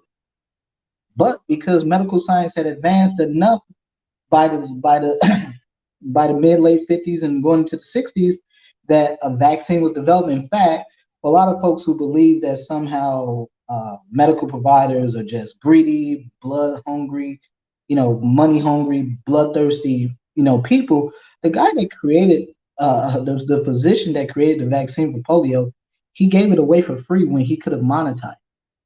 Mm. He was later interviewed where he asked about it, and he made it very clear that his plan from the very beginning was to get rid of something that had caused so much disability in children that was essentially considered a global issue, that he wanted this to be widely available to everyone, not just people who could afford it. So again, I mean, you have stuff like this. People don't. Lots of providers, lots of physicians, they help develop vaccines. They don't make money off of it, believe it or not. Very few do. If Well, anything, if this is anything, if anything, if to be really honest, parents are more incentivized to be bad parents in this country than providers are to be, quote, money hungry and bloodthirsty, if you will. exactly. I mean, because if you're a parent that, okay, you don't trust doctors, you don't trust needles, you don't trust vaccines, you don't trust medication. So if you're a parent that thinks this way about doctors and medicine and all that kind of stuff, what happens to your kid when they get sick? Because it's not like you're going to have a kid that's just going to live for 20 years and never have a cold or a sore throat or whatever as a child. What do you do? Do you do nothing? I mean, do you scrape a bark off an oak tree and put some grass in it and boil it in water and give them that? I mean, what do these kids? What happens to these kids when they get sick at home because these people are so distrustful of medicine? They don't take these kids to the doctor. All right, they don't believe in medication. All right, they don't. I will answer your question really quickly because here's the here's the real short of it. Here's the real short answer to it. One, they bring the kids into the ER, the taxpayers pay for it. That's the Mm, short. That's the short answer. Okay. Most of these folks are uninsured or they're underinsured. Again, not really a whole lot you can do. I mean, it's the parents, right? It's their prerogative. But the short answer to that question is simply, yeah, children, they show up to the emergency department with these children. Children get care. You and I pay for it. yeah. So they That only they only bring the kid to the emergency room when they done got so sick that the lemongrass and the other shit that they got up in the house hasn't worked because they yeah. probably try that first, right? They probably I, try I these home cures first. there's a lot of folks. Everybody loves to talk about what's over medicated and stuff like that, and vaccines everywhere. If you didn't have vaccine program in this country, this world and this country would be overran with diseases. You go to countries in Africa, you don't realize just how great you have it here in the U.S. Hmm. Where I've been to Africa a number of times, been on medical missions, and I'm telling you, you go to a number of countries in Africa, they don't even have the infrastructure in place. People will have to literally, if for many people, it's like a 2 to 3 day trek, sometimes a week, just to get to the nearest hospital. Mm. And even when you do get there, you don't have enough medical providers, you don't have enough nurses and physicians, you don't have enough medicine, you don't have enough beds, you don't have enough of everything. But I find it funny the people that are living in probably the most privileged country in the world have the most complaints about what is and what isn't. A lot of uninformed, a lot of truth be told, a lot of ignorant, unintelligent people. Mm. But I do want to say something really quickly because there is a comment. First of all, polio has nothing to do with AIDS, and you're about 20 years too early. Mm. The first AIDS cases did not pop up until the late 70s, early 80s. And they were all among adult, young, they were all among adult males. You're Yeah, well, me, completely different, completely two unrelated diseases. yeah, I mean, I have my But I just want to say that because this is go ahead. kind of the silliness of where you go with these conversations. And no offense to this gentleman, but this is sort of the silliness that goes on the internet. Everyone has commentary on something that most people have no clue about. Just because you can go Google something and find XYZ information on it doesn't mean somehow you're magically an expert. Doesn't mean somehow you interpret it correctly. There's a lot of information on everything. You can find information, you can put in anything on Google and find tons of sources. Hell, if you want something to say that, hey, if I drunk a half a bottle of apple cider vinegar a day, I might lose 20 pounds in a month. I'm sure Mm, you will find whatever you want to support whatever theory or whatever belief you have. That's just the nature of the internet. absolutely, that's how it works. You can you can find whatever you are looking for, whatever. If you're looking for something to support your narrative, the internet is the place. Yeah, yeah, that's the place for it. But when there's always some type of there's always a contention when it comes to these type of things, though, right? You know, when you talk about healthcare and things of that nature, like I said, a lot of us, we don't trust the medical field. We don't trust pharmaceutical companies.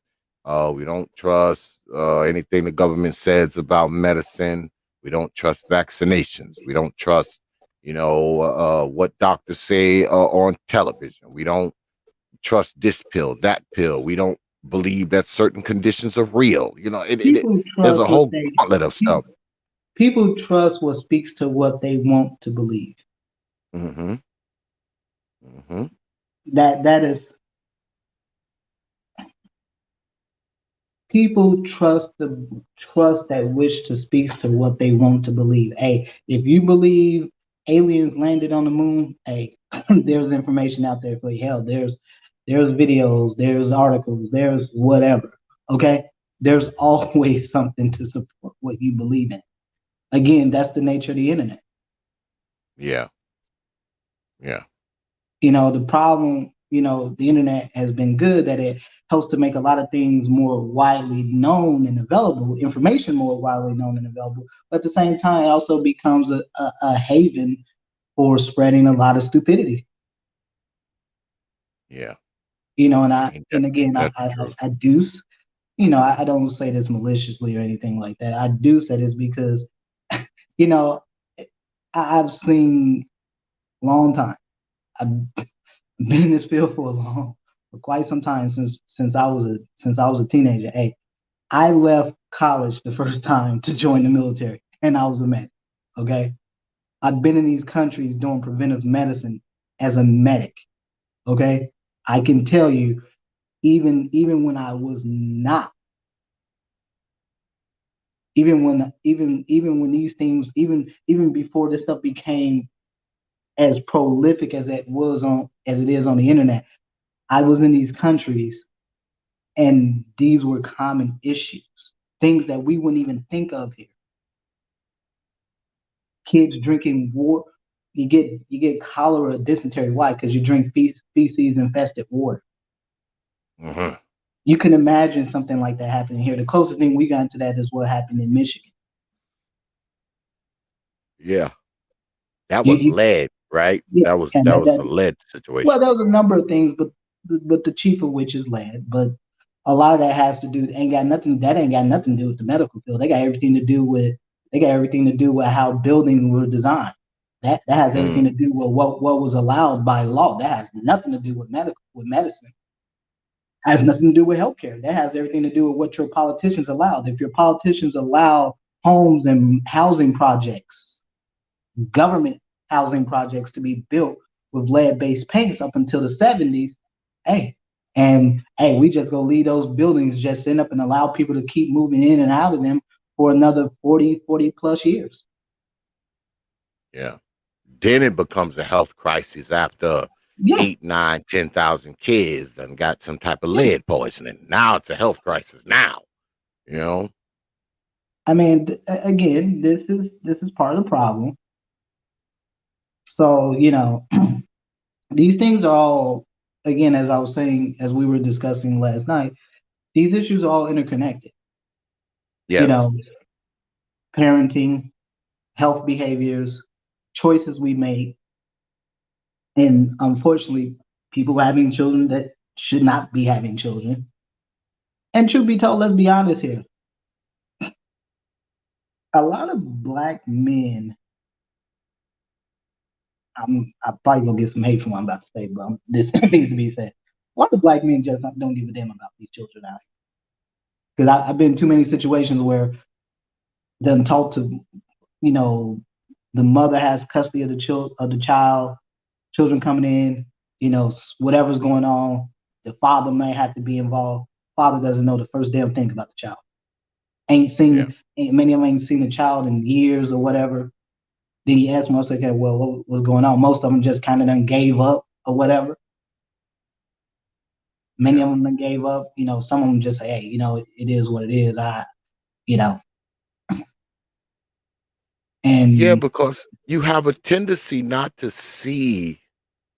I mean, you don't see as much as of these problems in these homes where fathers are there. You just don't see it, man.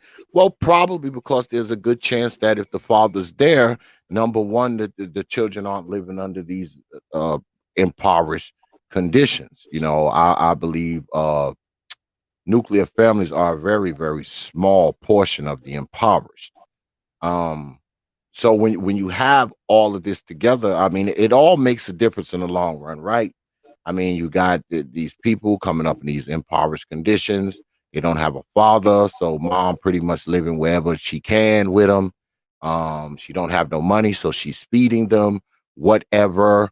Uh, she probably grew up poor herself, so she thinks like an impoverished person. She spends more time freaking trying to find the next man than she do trying to get the kids right.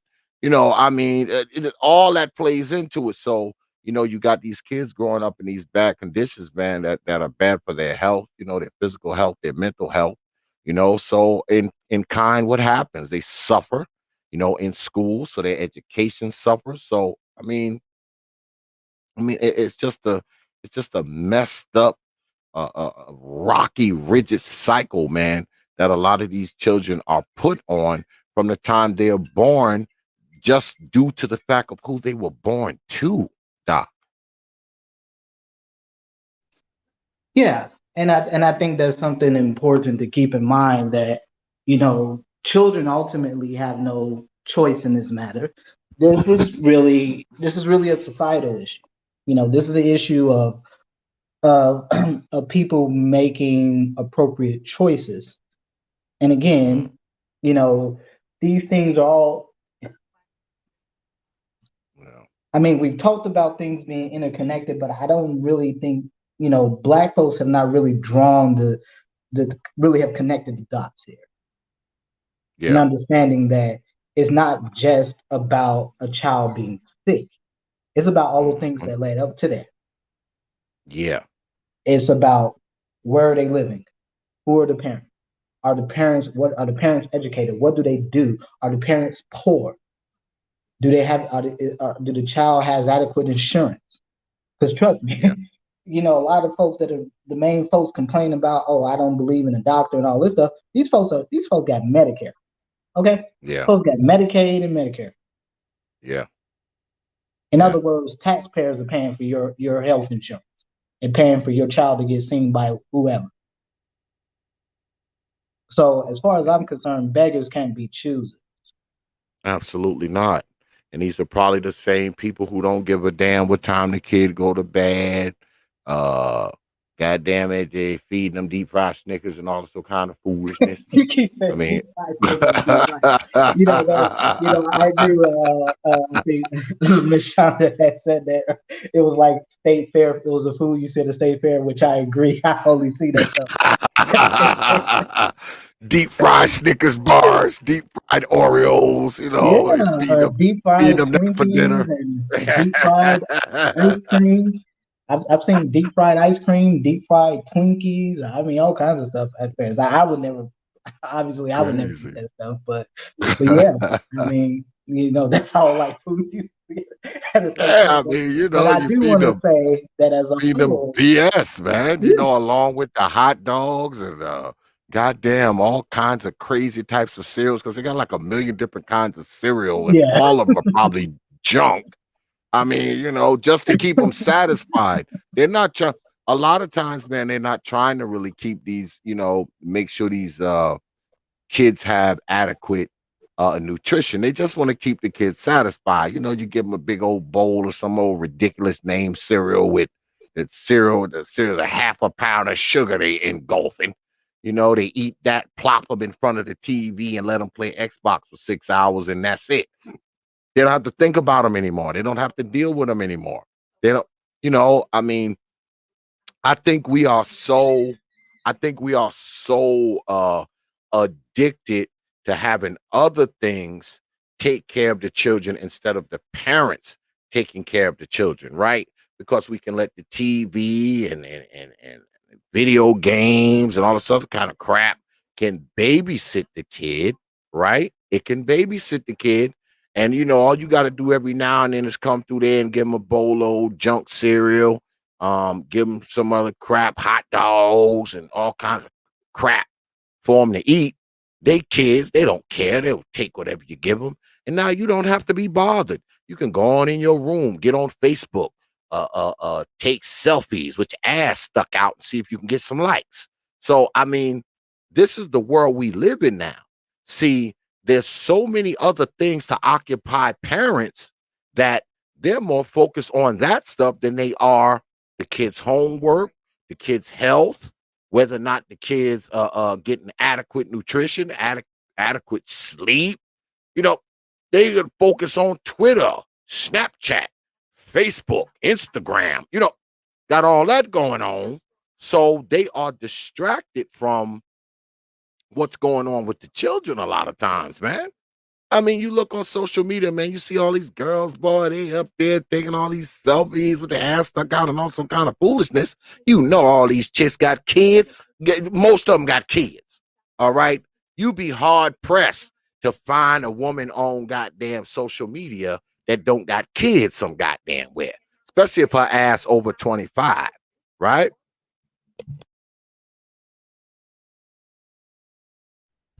yeah. I would say again, you bring up two interesting points because I can it kind of it makes me go back to when I was an undergrad and I had to do a public health rotation. So again I was in Wisconsin at the time, and one of the interesting things is that I I had to do a public health rotation. So we would actually have to I would be at the health department, but I would also go into schools. And interestingly enough, they comment about Snickers and junk food and stuff like that. You would be amazed at how many kids that was their lunch, that was their breakfast, and that's it. Kids would bring a lunch and a breakfast, sometimes maybe a breakfast, but more often than not a lunch. Lunch would be a soda, Snickers, and some Cheetos. Yeah. Yeah. Kid don't And eat no real food all day. and this was so common, but you'll see this a lot whenever you're looking at black kids. But when I would go into schools where more affluent areas as a student, and I would go into these more affluent schools, you would see the complete opposite. Children, a lot of children, children showing up, they have sushi. Children actually have a lunch that looks like a complete meal. A main course, a vegetable, a fruit or some kind. Very little junk food, and certainly not any juices or soft drinks with tons of sugar. But it's very different. So again, one of the things to keep in mind here is that, you know,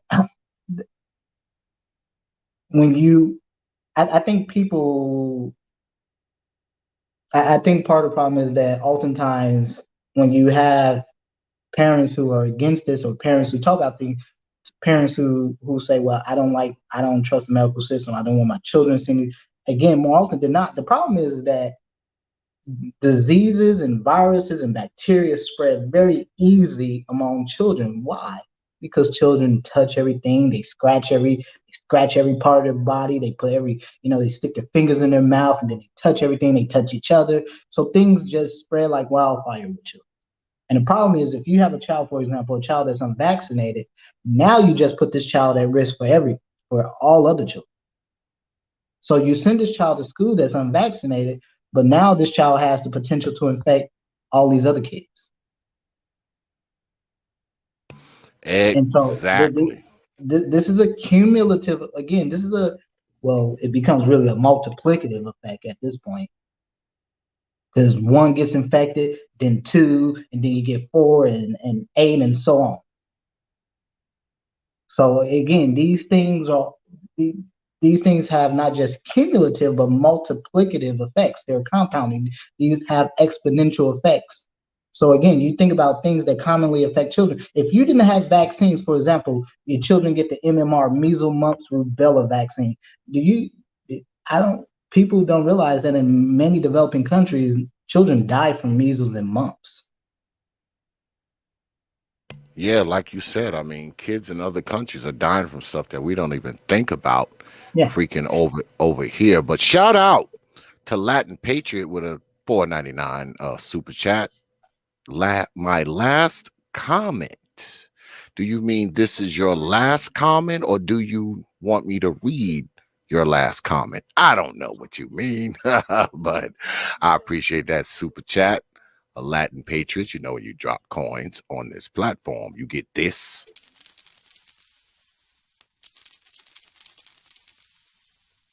I appreciate you dropping your hard-earned coins on this platform. And shout out to Lady Shonda. She says, I will never look at Oreos and Snickers the same after hearing deep fried Snickers and Oreos. I've actually seen those, Lady Shonda. I've seen them. Yeah, I've I seen look. them. Again, I'm originally from Chicago, but I did my after I got out of the military, I went to Wisconsin. I did my undergrad grad in Wisconsin, and I will tell you, yeah, you go to the state fairs and places like, especially a lot of these Midwestern states, excuse me. You'll see this kind of stuff. Like, yeah, I used to go to the state fairs in Wisconsin, and man, this is common. You'll see deep fried Oreos, deep fried ice cream, deep fried Twinkies, Yeah. deep fried cheese curds. I mean, all kinds of stuff. Yeah. Like, I Jesus, mean, man. there's nothing that doesn't get the obligatory deep fried treatment. I'm telling you, I mean, you talking about artery clogging shit, like, you know, and Yeah, you're letting your babies eat this crap. Like, come on, man, you got to be freaking kidding me. There's no yeah. way you should be letting kids eat this crap. So if these things weren't a problem, again, you would see it be reflected in the national statistics. We already know that national that nationally obesity in this country is quite high, especially compared to other industrialized nations. The U.S. is leading away in many respects. The U.S. is also, despite being essentially the richest country on the planet, but also being an industrialized, a modern nation, also tends to have children that test at the bottom for science and math, and that's not by Yeah, accident. You can't have a nation where you're having 50 to you're having upwards of 50% of the nation that is obese. And then if you go state to state, I mean, you look at a lot of your Midwestern states with very high obesity rates. Many of these states have obesity rates in 50s, some even in the 60s.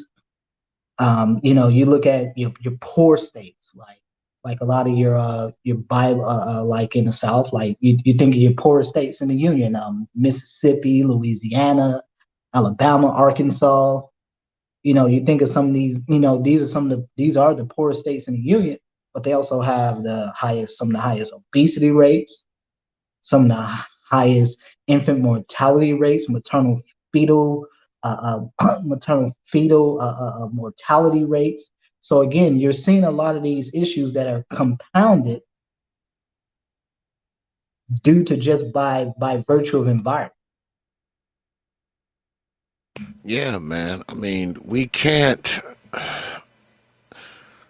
And I guaranteed, man, if you were to try to quantify the statistics, if you were trying to quantify the statistics, I bet you those numbers of children who are in poor health and children who have poor test scores when it comes to reading, writing, and counting, I bet you those numbers are close, man.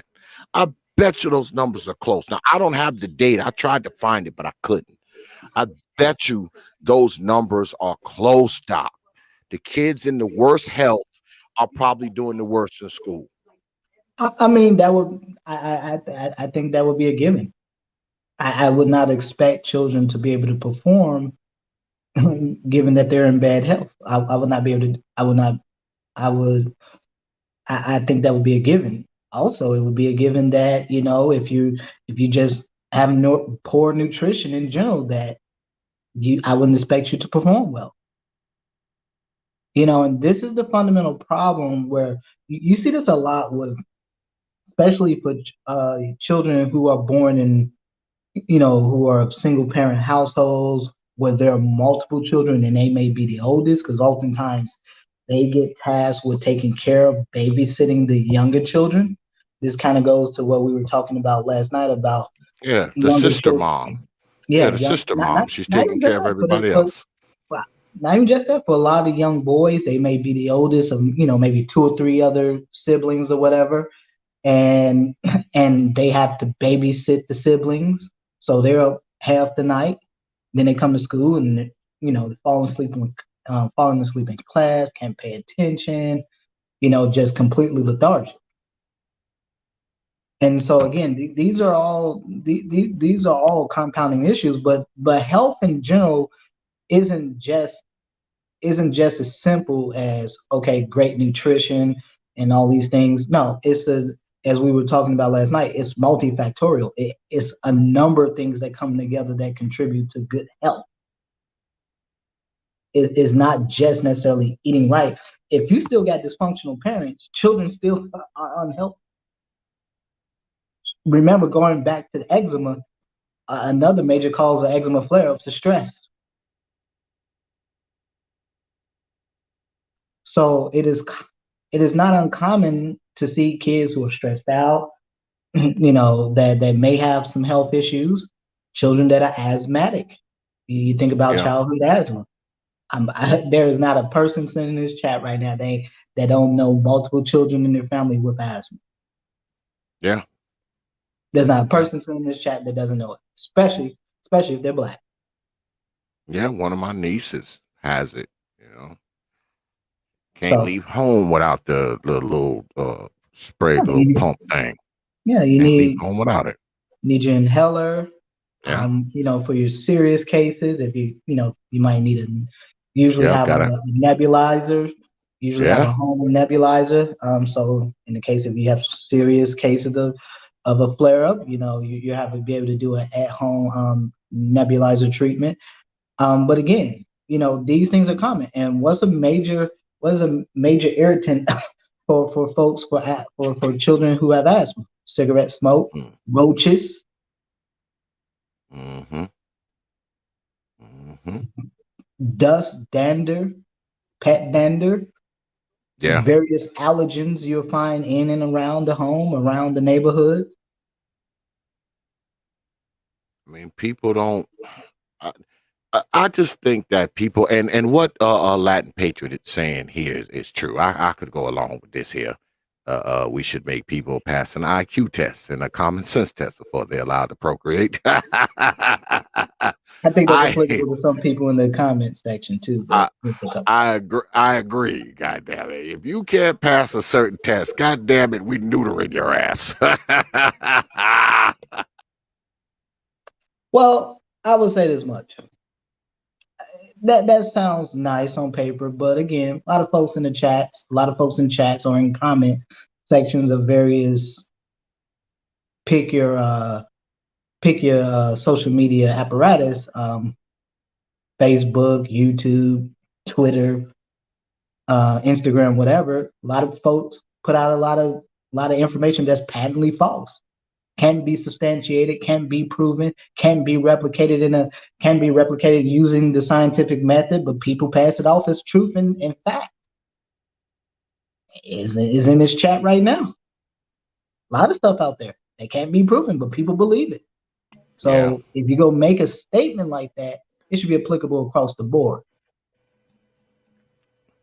And I see Lady Shonda 8 said, here's a good article from 2019 on how children's nutrition can impact children's test scores. Did you send me something, Lady Shonda, or I don't know what to.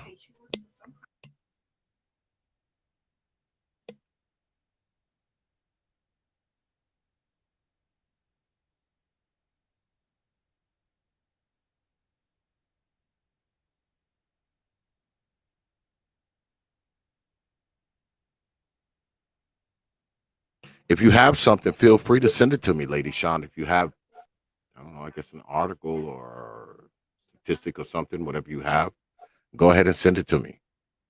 I will read it on the air, live, and in color. But I pretty much know what it's going to say. It's going to say exactly what the doc said. I mean, if you're a kid, you're half eating, half sleeping, your parents fighting all night and they smoking crack in the living room and also kind of foolishness, your education is probably going to suffer quite a bit. Because I'm with the doc on this one. It's not even just your nutrition. I mean, you can be a person that only eats vegetables as a child. All you eat is vegetables and very very thin meat fish, and your body's in peak condition. But mom always smoking meth in the living room, her and her boyfriend fighting all the time. I mean, that's gonna mess you up mentally and emotionally. So no matter how great of shape your body is in, your head is screwed up. Because you got all this stuff going on at the house. She leaving, not coming back for 2 and 3 days. You got to watch all your little brothers and sisters. They're going to school, but you're not. Because, see, you're so exhausted and you can't go to school because you got to make sure they go to school. Yeah. So, my brother, the one and only K.I.T. is in the house with the $10 super chat. He says, salute Brother X and Doc Phoenix. Great discussion, fellas. Yeah, man, you always know it's a good night when the Doc is up in here. If it wasn't for the Doc, it'd just be X up in here talking shit. But, yeah, my brother, man, keep it techie, man. When you drop coins on this platform, you get this, bro.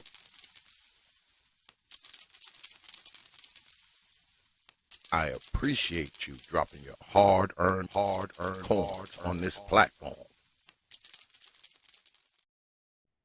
Well, And happy New Year. also, Well, happy New Year to Keep It Techie. Always good to absolutely, see him. So y'all get on down there and check out Brother Keep It Techie. For those of you who don't know, Brother Keep It Techie is the official timekeeper of the T.P.O.T debates, Negroes. But yeah, man, I feel bad, right? Because that a lot of stuff, just like we talked about last night, Doc, a lot of these things that go on with these children are preventable. Okay. This is preventable stuff. A lot of it. It's preventable, but it's not being prevented. So these children are suffering at home, whether it be psychological, whether it be emotional, physical, or medically suffering, you know they're suffering with their cognitive abilities. You know they're suffering with their learning. You know they're suffering because the children that are dealing with this, it's not like they got these parents that are helping them with their damn homework. Yeah, I think the most important thing to keep in mind with it in relation to this discussion is that simply that it is not just any one specific issue that you point to that causes, children to not be in good health or children to underperform in an academic setting. It is a number of things that contribute to that. So it's obviously nutrition is a key component of that, without a doubt. The general financial health of the parent. Again, if you just Google the CDC and go to ACE, go if you have some time, or even while we're doing this, X, if you can just put in ACEs, adverse childhood experiences. Again, this was again when I was an undergrad and I had to do some public health rotations. This is when I started learning about this stuff. And these things were, and basically ACEs is basically this sort of this overlying thought, this overlying process that describes how various things come together in development, in a child's development, that leads them to underperform as adults going into their adult years. So again, these effects are cumulative. And so while people are quick to say that, I don't trust the medical system, again, if you didn't have if children weren't vaccinated on a regular basis for a number of things, again, you will have so many children that will have a really life changing disabilities. Yeah. You I know, actually Googled it just now, and also Lady Shonda just sent me something. I'm gonna put this up first. mhm. Let's see. Let me see. Now hold on a few seconds. Y'all know I'm old. Let me see. All right. Um, Lady Shonda sent us this here. Let me blow it up, y'all, so y'all can see, and so can I can see it too. It says children who eat lunch score 18% higher in reading test. The powerful connection between nutrition and education has been revealed by new research from ESMT Berlin. Primary school children who attended a public free lunch program over an extended period were shown to have significantly better learning outcomes. Says here, this powerful connection between nutrition and education has been revealed by the new research from ESMET Berlin. Primary school children who attended a public free lunch program over an extended period were shown to have significantly better learning outcomes. According to the study, children with up to 5 years of midday meals had reading test scores that were 18% higher than those of students who had less than a year of school lunches. They also showed an improvement of 9% for math test scores. See, that's it. I mean, how can a kid learn if they're hungry? Stomach growling, they ain't ate for 2 days. Mom done freaking been on a 2-day binge of drinking, so she ain't trying to feed them, or she can't feed them because ain't no food in the refrigerator. When they come home tonight, them and their 3 other siblings have to split a half a loaf of bread and a stick of butter. So, I mean, when you have children who are in these conditions, of course, they're not going to be able to learn, man, because it's more normal, right, to have, you know, a decent meal in your gut, isn't it? Isn't that more like normal to have a decent meal in you, along with proper rest, enough water. Mom, don't smoke crack. I know black folks, we like to turn all this stuff into, all this other stuff is supposed to be normal. It's normal for our mom to be walking through the living room, smoking weed in her nightgown as we walking through there and not cooking for us at all. Uh Her version of cooking is putting a pack of hot dogs in some water and boiling them. That's mom cooking. We've turned that crap into normal, is what we've done. And the test scores of some of these children are reflective of that. I mean, at some point, man, we gotta wake the hell up. We gotta wake up, folk. I know this stuff is hard to hear, especially if you're a parent that's doing this stuff. I know it's hard to hear if you're a parent who's doing it. All right. If you're a parent who feeding your kids crap, not giving a damn what time they go to bed, not taking them to the doctor, and all this old kind of foolishness, I know it must be hard for you to hear. It must be. It must be very difficult to hear this kind of stuff. It must be very difficult to hear. And Lady Shonda done sent me something else too. Pull this up. I mean, What is- again, just to that article, one thing too that also affects a child's performance and even IQ, is actually breastfeeding. Believe it or not, Mm, number of studies out there that show a strong correlation between breastfeeding and higher IQs mm. in children. Again, this is an area where uh, most Black women don't breastfeed. I'm just gonna be frank with that. Yeah. They don't breastfeed their babies anyway. They breastfeed the boyfriend, that they you had know, right after they had a baby. They breastfeed him, but don't breastfeed the baby, goddamn it. Because right after they have that baby, they right back to another boyfriend. A lot of them, they right back with another boyfriend. but Yeah, right with I the say next this. boyfriend. I say this to say because this has been an issue for a long time, for years. Mm-hmm. Um, Getting Black women to breastfeed their babies. Again, you know, some of the common excuses I've heard, oh well, breast pumps are expensive. Pretty much, you get a free breast pump. It's pretty much covered. All you have to Yeah. do is ask for it. They give out they give out vouchers for some of the best breast pumps on the market now. Well, we are people of many excuses. Okay. And We are people of excuses. it's funny because there's actually like these this group of like specialists called lactation specialists. And so most of the time they're usually like nurses or something like that. Usually nurses, Mm-hmm. excuse me.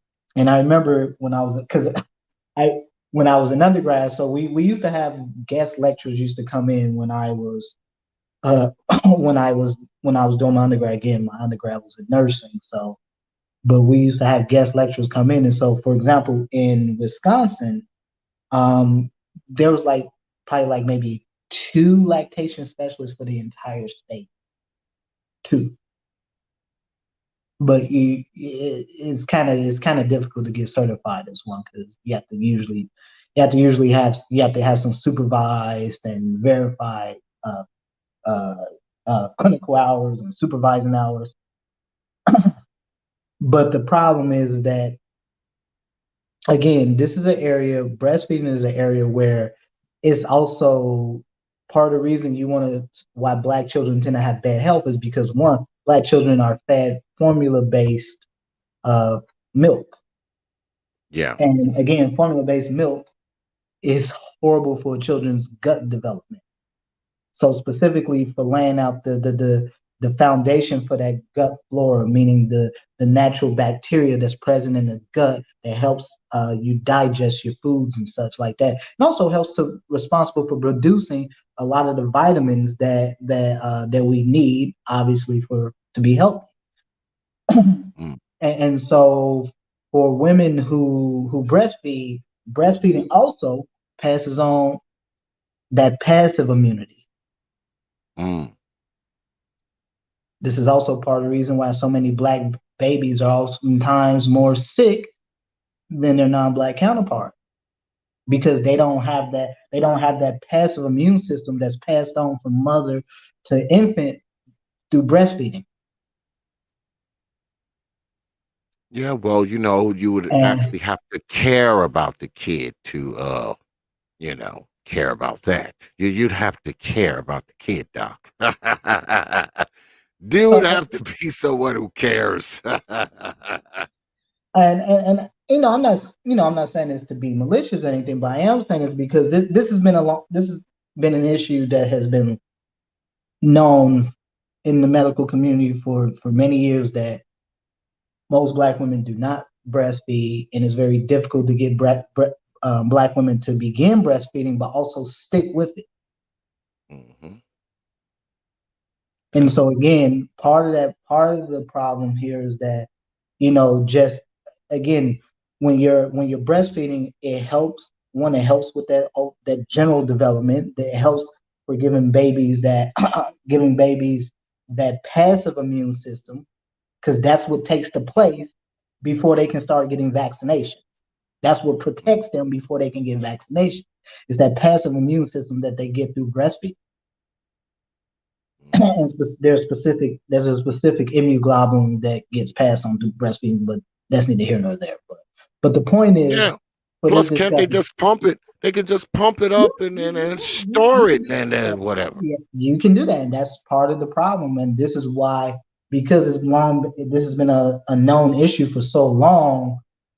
Again, I would again there's a reason why there was a push to get vouchers for free breast pumps for new mothers, is so Mm, that if the babies could not properly latch on to the nipple and breastfeed, then yes, the mother can have a breast pump instead, can pump the milk, can store the milk, feed the baby that way. But again, part of the problem is getting them started, and also in them continuing the process. So, yeah. but like I said, there's a lot of studies. If you got some free time on your own, you can look this up for yourself, and can check it out. But there are a lot of studies that show a pretty strong connection between breastfeeding and higher IQs in children.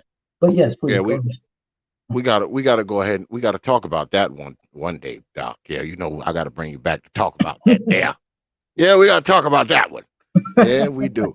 But I pulled this up. This is the first one I pulled up. It says, what are ACEs? It says adverse childhood experiences, or ACEs, are potentially traumatic events in which a child's life that can have negative and lasting effects on health and well-being. These experiences occur before the age of 18 and are remembered by that child as an adult. Such traumatic events may include psychological, emotional, physical, or sexual abuse, violence against mother, or living with household members who are substance abusers, mentally ill, suicidal, criminal, or in prison, maltreatment, child abuse, sex abuse, neglect, bullying, etc., causes chronic stress that can disrupt early brain development and the development of the nervous and immune system. So, a kid growing up in this crazy, chaotic house, all right, this crazy, freaking chaotic house can be affected for the rest of their lives. Yeah, and that's the point, is to demonstrate that all of these things have a compounding effect. They're cumulative. So children carry these experiences into their adulthood, and this is what contributes a lot of times to this is what contributes to black children not just underperforming in elementary and high school, but if they go on to secondary, they go on to college or whatever, or just underperforming in life in general. And again, the research certainly suggests that, for children who experience ACEs, they're more likely to end up in the prison system, more likely to end up addicted to drugs, obviously, premature death, a number of, chronic health conditions. Again, these what you're seeing right here listed under the effects of ACEs. These are all things that have been known to be associated with children who are exposed to ACEs. Wow. Early death, risky health behaviors, low life potential, chronic health conditions, all because your parents ain't shit. See that? You see how being a crappy parent can just destroy and people, I've been talking about this kind of stuff for years, Doc. People who've been following me these last 5 6 years or so, they know I have been talking about this crappy parent stuff for years. And see, now I get to show y'all, okay? And I got the good Doc here as well, all right, to drive a nail not in the coffin, but in you non-believers' foreheads. You understand? In your foreheads. Being a crappy parent affects the child in so many different ways, man. This stuff isn't made up. It's not made up, y'all. You're a crappy parent. It has a tendency to affect the child in so many ways. Let me just read these last couple of paragraphs. It says, effects and life outcomes from adverse childhood experiences. Adverse childhood experiences have a strong and cumulative impact on the health and functioning of adults. Children who are abused or neglected are at higher risk for health and social problems as adults. The toxic levels of stress or trauma experienced by a child is linked to poor physical and mental health throughout life. These problems include lower educational achievement, lower economic success, impaired social success in adulthood, alcoholism, depression, drug abuse, eating disorders, obesity, high risk sexual behaviors, smoking, suicide, and certain chronic diseases. Now, I know y'all probably don't believe that stuff either, but it's not my data. It's this American SPCC.org. As a matter of fact, I will put it in the chat. Actually, you can go to the CDC. The CDC has a whole section. The CDC has a whole section. In fact, they have it in a pyramid scheme similar to Maslow's hierarchy of needs. So if you go to the CDC, they are an even better source for ACEs. You can't underestimate the power of parenting, folks. And I'm also going to put in the chat the links that Lady Shonda sent me, both, because y'all know how we do it here. I do want to address something really quickly. Go ahead, Doc. You got it. So the statement Ms. Shonda said about prenatal care. Prenatal care is a key component of pregnancy. And again, a lot of times it can go both ways. So prenatal care is one of these things, any woman can get it, whether you're insured or underinsured or not insured. You can get it. There's virtually no place a pregnant woman can go to where she would not be able to receive adequate prenatal care. Now, the question is, if you're not receiving prenatal care, a lot of times prenatal care is one of these things where a lot of women just, truth be told, don't stick it out. Because of for many women, well, I would say that for many women, it becomes, at least when we're dealing with Black folks here, it becomes one of these things where everything is somehow someone's trying to do something to you. There's a lot of apprehension behind it. It's not just simply that, oh, these things aren't available, because they're available. any pregnant woman can walk into any federally qualified health center. Every single state has multiple federally qualified health centers, especially if you live in rural areas, available where you can walk into there, no insurance, some insurance, great insurance, and get care completely free. Get prenatal care. You can get ultrasounds. You can have exams. You can have a number of things related to pregnancy. You can have testing done. So again, there's a lot of these things that happen, but the fundamental problem is that I think what goes on here is that oftentimes so much of this just becomes in the realm of really just sort of legend and urban myth and mythology, and people just think, oh well, is provider's fault. It's not necessarily provider's fault. I can't go out here and convince every single person, hey, come see me. I can't do that. There's not enough time in the world for me to do that. And truth be told, should I really have to do that? Is it really my responsibility at that point? But I think the problem is a lot of people are quick to blame physicians, and trust me, there ain't no damn money in pregnancy. There's only some money when you deliver the baby, but prenatal care, ain't no damn money in that. So if people doing it, trust me, they doing it as a labor of love.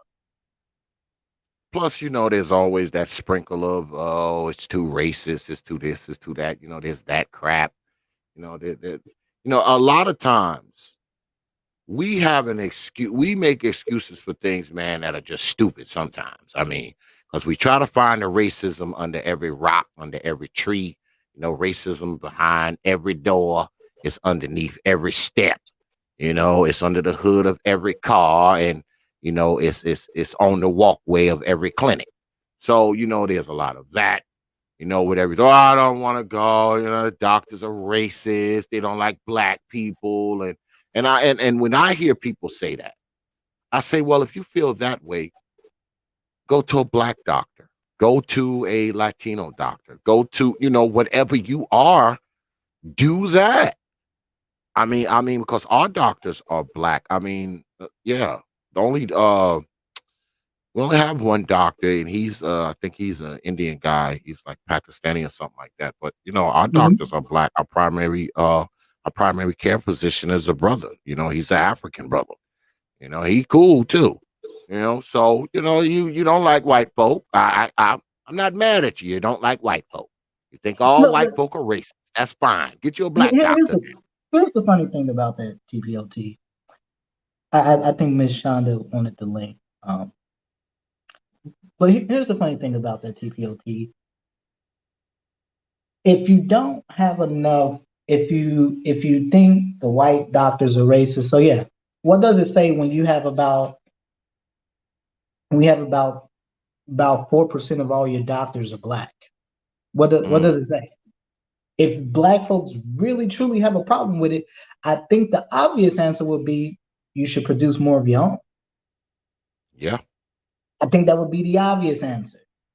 Because if you think you're not getting a fair handshake from the white doctors and all these other folks that are doctors, then the obvious answer would be produce more of your own.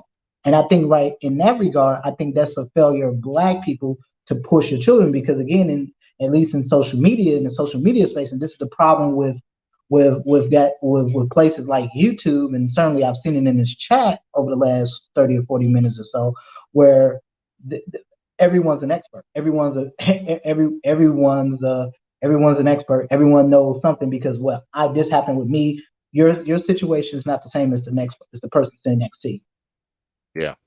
Again, you have folks who and then you have men, black men especially, who make comments telling black men, hey, don't go to college. College is a scam. But again, you can't complain about the medical system and the outcomes and whether or not you're getting the standard of care if you don't produce your own if the doctors aren't coming from your people. Exactly. You can't complain about what the white folks will do to you if you're telling your sons and your daughters that, hey, college is a scam. Yeah. Don't go do this. People don't want to do that, man. People don't want to. You hear people talk the talk, right? Oh, man, we need our own this, that, and the other thing. But people don't want to do the damn work. Yeah, they don't want to put the work in for that stuff. See, what they want to do is these people that they accuse of being racist, They want them to be less racist. That's what they want. They want them to be less I'm racist. gonna I'm gonna say something that needs to be said. Ain't nobody gonna care more about you than people who look like you. You want good quality of care, you better go see a damn black doctor, a black nurse, whatever, a black dentist, whatever. Okay. Yeah. You don't trust white Again, folk. You got to get and you a black doctor, man. That's all. again, They out there. again, the process of creating these professionals takes years. Folks who, for example, to become a medical doctor, the typical amount of time you need to become a medical doctor post undergrad. So this is after you've done 4 years of a bachelor's degree in whatever. Then you go do another 4 years of medical school. Then if you want to go into primary care, so let's say like family medicine or internal medicine, you're looking at an additional 3 years of residency before you're out on your own. And by that time, you don't got a bunch. Yeah, you got a bunch of debt. You'll be able to pay it off in a while, But again, you don't racked up a sizable amount of debt. So yeah, you go wherever the money is at. That's just Mhm. natural. You go whatever's gonna help you get rid of that debt the fastest. But the problem is that black folks are not subsidizing their own to become these medical professionals. Again, becoming a doctor is a process that takes at least 11 to 12 years. Yeah. If you want to be a PA or a nurse practitioner or something like that, you're looking at least about 6 to 8 years, depending on which way you go about it. But these are professions that is going to take a considerable amount of time in your life to get into. And more importantly, the foundation for getting children prepared to go into these professions starts when they're children. Starts when they're a baby and you're breastfeeding. Starts when they're a child and you can make sure that they go to all their appointments. They can go to their dinner, or they can see a dentist, so children ain't gotta miss months out of a school year because they have a bunch of cavities in their mouth. Hmm. Do you realize how, if you go Google this right now, just go Google the number of days the average child miss from school for just cavities, not being Yeah. able to see a dentist. But I think Ms. Shonda's joined us, so I will concede to her. Yeah, we've been joined by Lady Shonda. Peace, Lady Shonda. What's good with it? Good evening, Brother X and Doc Phoenix and all in the chat. I just wanted to come up for How a you doing? few How you minutes. doing? I'm good. Always good to be on the panel with you and hear you talk on your expertise. But I wholeheartedly agree with everything Dr. Phoenix has said. It's ironic because this conversation keeps coming up. And being that we're both in the medical profession, we get pushback when we say that, but the numbers can speak for themselves in regards to the number of African American men as well as women who are current practicing healthcare professionals in the United States. I did want to address Dr. Phoenix, if I may, T.P.O.T. Dr. Phoenix mentioned it a few minutes ago in regards to the prenatal care, and I posed a question to, I believe it was Latin Patriot in the chat. In regards to breastfeeding, I'm a nurse practitioner. My specialty is adult gerontology, but I do care for pregnant females if they're under the care of our clinic, because that's not something I can get away from being a medical provider. Um, but what I've seen is that prenatal care is something that's very lacking, not only in our community, but as well as individuals who are of low income. And the reason why I asked the question in regards to, is it a specialist that's not telling the patients that, or is it a general practitioner? And like Dr. Phoenix said, a lot of people get confused or think that, and I'm not trying to insult anyone's intelligence. A lot of people get confused in regards to what they think they know when they really don't know. So, an obstetrician is someone who has specialized training in women and maternal health. There are the medical providers who are trained and certified to deliver babies, whether they're high risk, whether it's a normal at term pregnancy or not. If they're not advocating for a pregnant woman to be to consider breastfeeding. They can't force you to do that.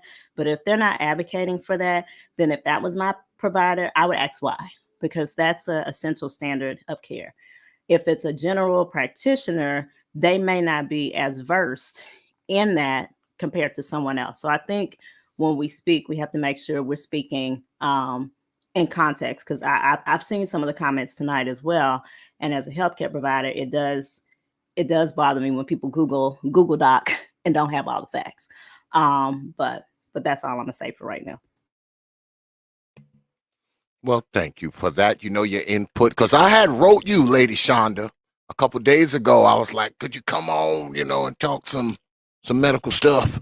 I apologize. I missed it. We are getting. I missed that email. We are getting slammed in Texas with COVID. So yeah, I know you're busy. Clinics are out right now because of the pandemic, and I'm having to double cover. So if I come on, it's very briefly, but I wasn't trying to ignore your email, but I always enjoy the discussion. I was listening in the clouds last night.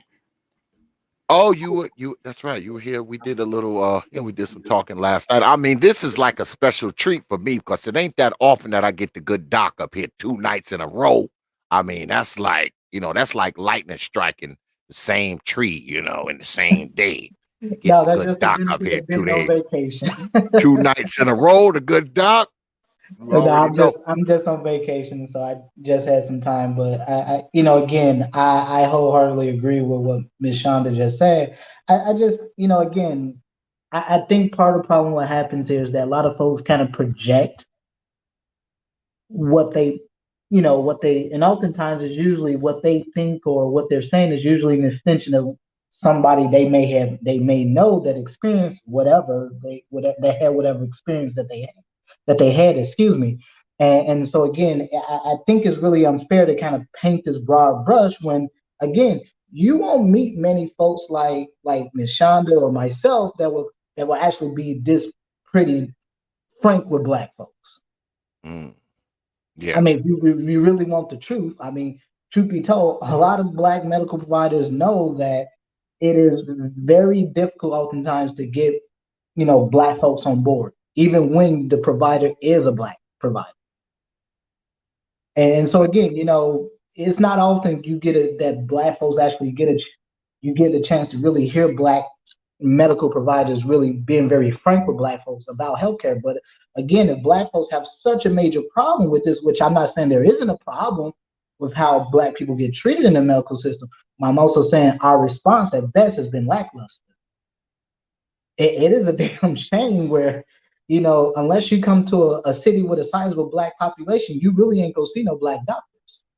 You ain't gonna see no Black medical professionals, period, like that. Yeah. I don't care if they're nurses or nurse practitioners or PAs or whatever, dentists, whatever. You just not the numbers of us in these professions are almost statistically insignificant in some cases. Yeah, and I think that possibly because we've been talking about how tonight we've been speaking about how they don't you got certain Black parents who don't trust the medical profession, they don't trust doctor, they don't trust medicine, they don't trust this, they don't trust that. But maybe that would change if there was more Black doctors. I don't know, if there were more Black people in the medical profession, maybe it would change some Black people's minds, and they would get their ass to the doctor, they would get the children to the doctor. I mean, I don't know, man. I think and I'm sorry, T.O.P. Go ahead, you got it, Lady Shonda. Go ahead. I think it correlates back to what both you and Dr. Phoenix were saying. People, it's hard for people to visualize what they can't see or what they're not accustomed to seeing. At the same time, I don't want to make it personal, but I just take issue with, we can make excuses for some things, but then we want to pacify others. So in regards to, I've been in healthcare for almost 20 years. And in my profession, even when I worked in a hospital setting, I didn't see a lot of people that looked like me. And I've always lived in or worked in, cities that have a pretty good percentage of African Americans. Where I work at now, I could be the only Black medical professional in the room. And it's a double-edged sword. I'm thankful for my educational accomplishments and my accolades, and I love what I do. At the same time, I don't like being the only one in my realm in certain aspects, particularly for as long as I've been in the profession. So if we're going to fix this problem, it does have to start early on, and it does have to start at home or in the community. Um, I love to see that people have Black doctors and Black medical professionals that they go to. But like me now, I'm looking for a new primary healthcare provider, and I'm having a hard time as a medical professional finding someone in the field that I want. And I live in the fourth largest city in the country. That makes no sense. So Mm. I think that in order for us to fix that problem, it's not going to be fixed overnight, but we really, as a people, have to do better prioritizing education, and we can't complain and then not address the issue. It's not going to be fixed overnight. And no, we're not going to go from 4 or 5% of medical professionals to 20, but we do have to put more emphasis on, getting professionals in our community versus some of the other things that we pacify.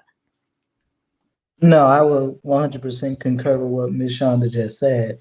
I will give you an example. So when I was in undergrad, again, so some of my, some of my classmates, they were Hmong, and so if anyone's not familiar with Hmong, they're a small Southeast Asian population out of, well, they're out of Southeast Asia, so kind of in that Cambodia, Vietnam area. But again, if you're in the upper Midwest, so like Minnesota, Wisconsin, you can see a pretty decent sized Hmong population. I think you have some out west in California, I believe, as well. But again, this is a small group of people.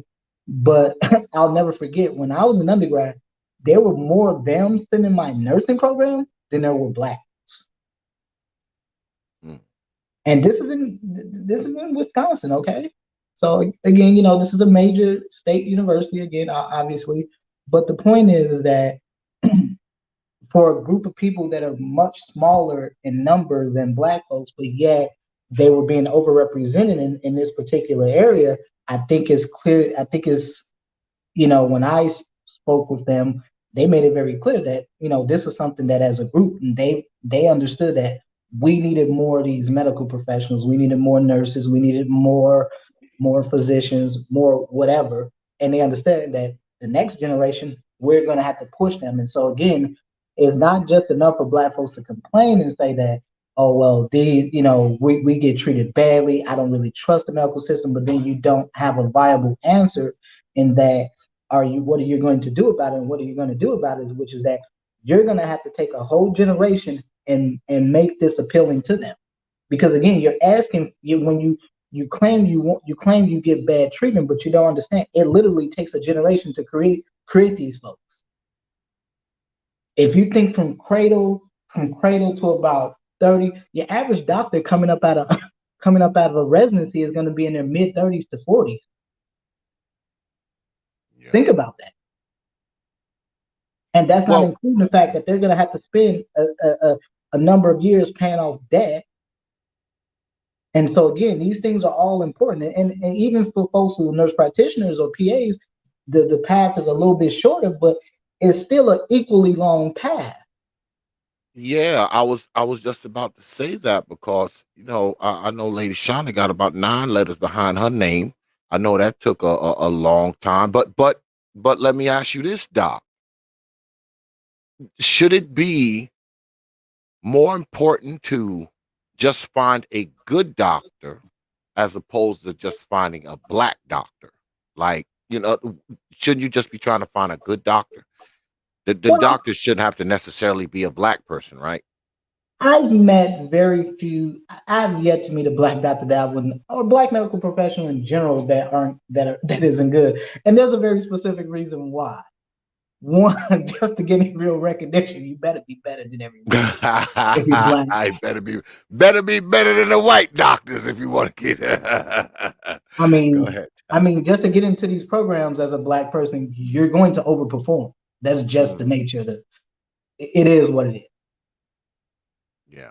So I again, ha- these I have aren't to just be honest. these Over the aren't just years, just I've regular seen some folks black getting. doctors, and they all were pretty good doctors. So Yeah, I all mean, the I've had black doctors. Certainly, I had black doctors when I was in the military. Hell, one of my mentors, he's a family practice doctor. He was an Air Force pilot. He went to medical school while he was a pilot. So again, but he's retired now. But here's a guy who wrote one of my letters of recommendation. And he's a black man, and his mm, son, he has two of his 5 children. Two of his children are doctors. Well, one had passed away earlier this year from COVID because he was an ER doc, which is also part of the problem too, is that you're seeing a lot of medical professionals, especially those folks that are really on the front lines, that are dealing with COVID and COVID related patients. They're getting infected. Many of them are passing away, and so again, this is creating massive areas of shortages for folks in these professions. So again, the field is probably as wide open as it has ever been in the last probably 2 generations, to be honest. But I can tell you right now, I have friends that are speech language pathologists. The numbers for them, numbers for black folks in that profession is abysmal. crazy, man. I mean, So again, if you're not familiar with speech language pathology, for example, SLPs, as they are commonly called, these folks deal with a lot with folks with cognitive issues, swallowing disorders.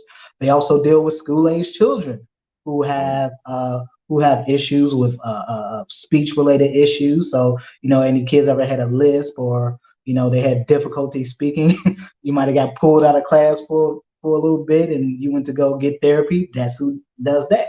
And they also ones involved specifically with the writing of IEPs, which are your individual educational plans for students.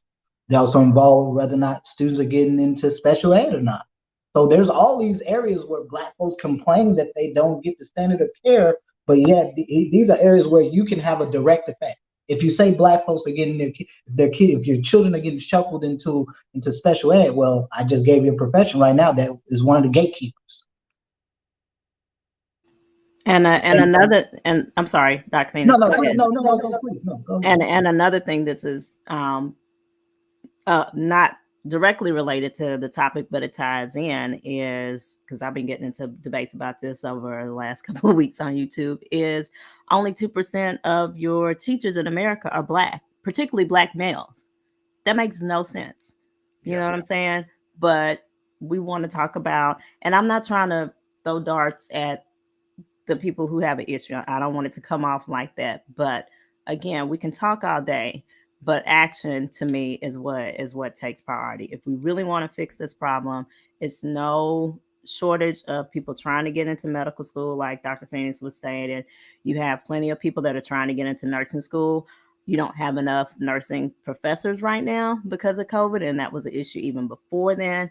But it's not an issue with getting into an education program if you meet the basic standards.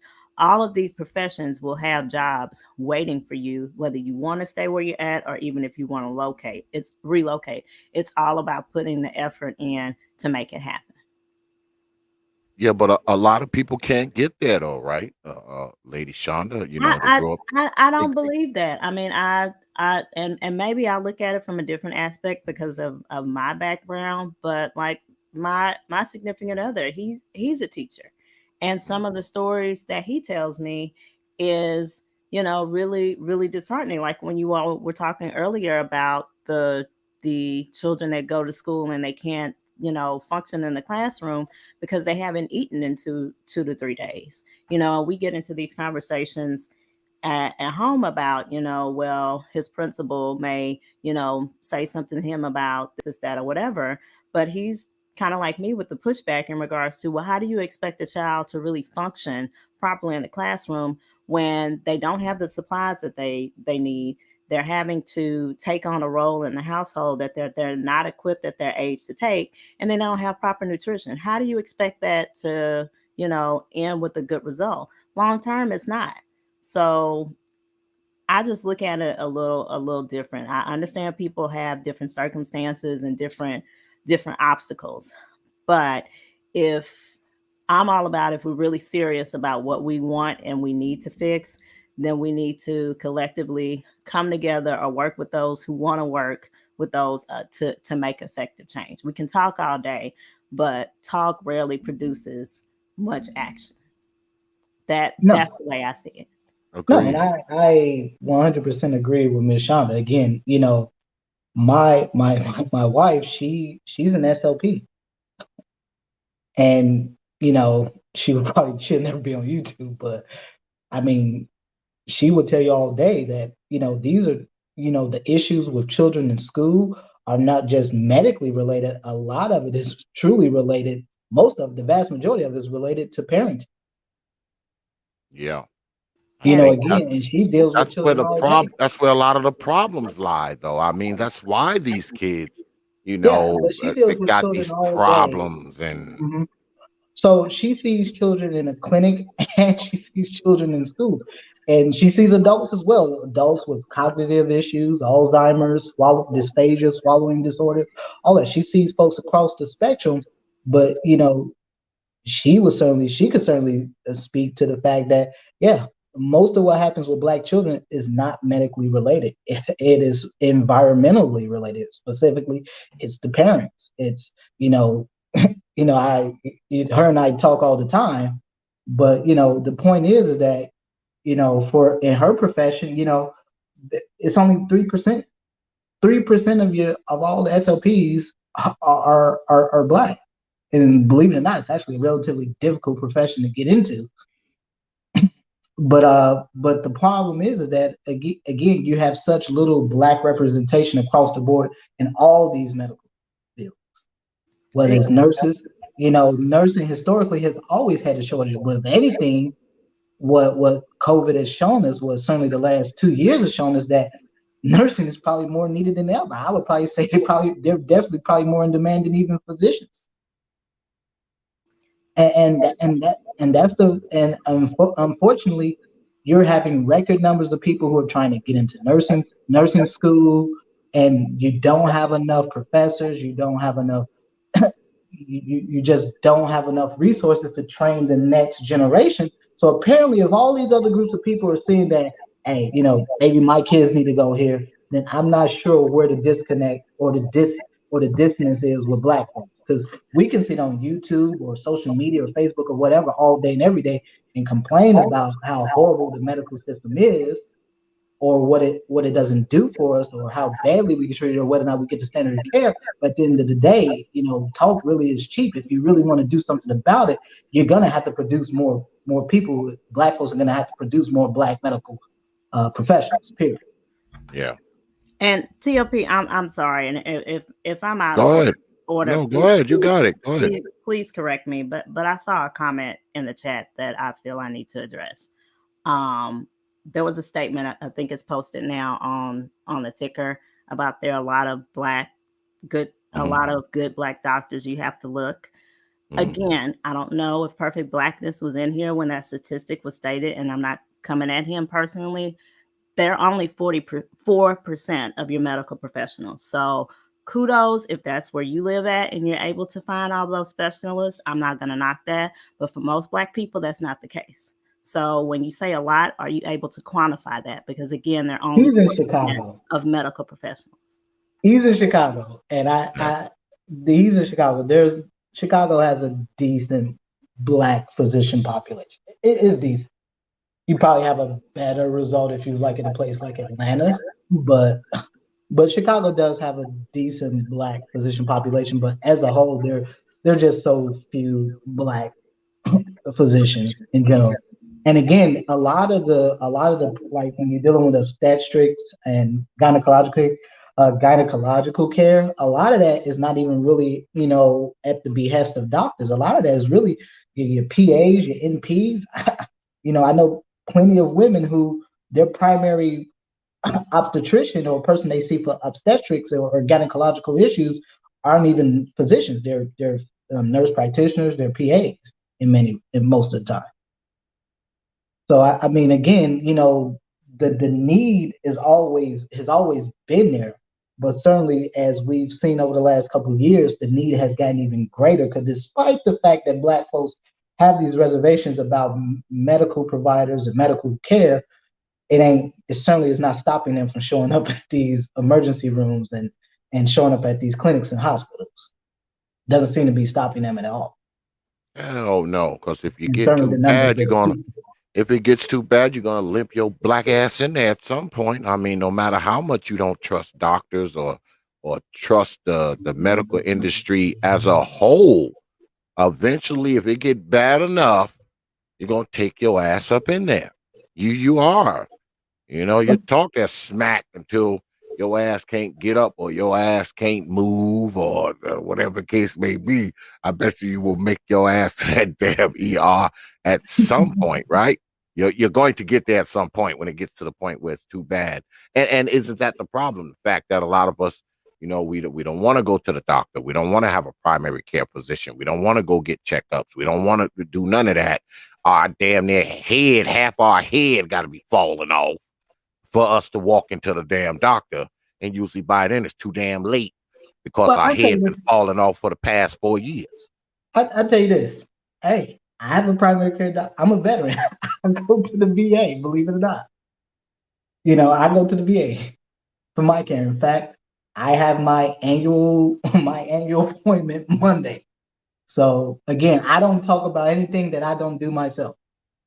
So I have my annual checkup with my annual appointment with my primary care provider Monday morning. So that's Mm, what I do. Okay, so I would never get up here and ever suggest something that I would not do myself.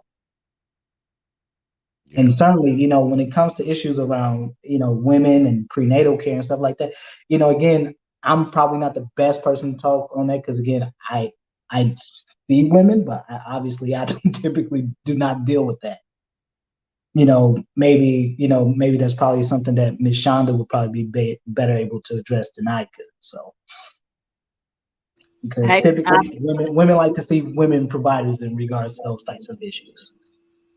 that's not something I like. I mean, I'll do a pap smear if I have to. I can't get around that. But do I want to take care of a woman throughout Yeah. her whole pregnancy? I'm going to refer one, Mm, because that's not my specialty. I'm a general practitioner, and then two, if I think they're high risk or like the testing that they need at different stages of their pregnancy, I'm not trained to one. I can order those tests, but how to process them and things along that line, you really preferably need to be under specialist care. So I would feel more comfortable with my patients at least seeing, a woman's health or obstetrician specialist in regards to, we're doing gestational diabetes testing. We're making sure you don't have STD or STI, when you first are found to be pregnant, as well as, over the course of your pregnancy, because if it shows up late in the pregnancy and you deliver, that can affect not only the mom but the outcome of the baby. So that's just the way I operate. Other providers may see it, may see it differently.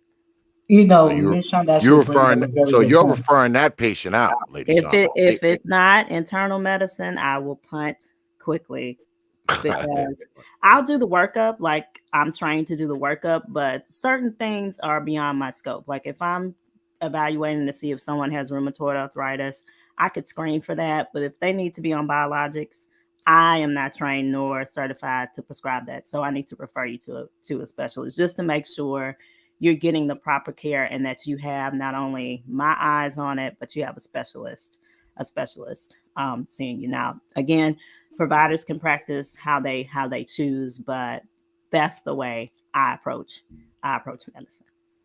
Miss Shonda is very correct. I would say in regards to sort of one of the key things that typically happens. So, yesterday you and I, TPOT, we were talking about pregnancy, and certainly in this conversation tonight, we've talked about pregnancy and prenatal care. And oftentimes, what a lot of folks don't understand is that, especially for women, if you're pregnant or we suspect you're pregnant, oftentimes you not only will you not get a pregnancy, not only will you get a pregnancy test, excuse me, you also typically get an STD test Mm, because again, certain STDs like syphilis, stuff like that, gonorrhea.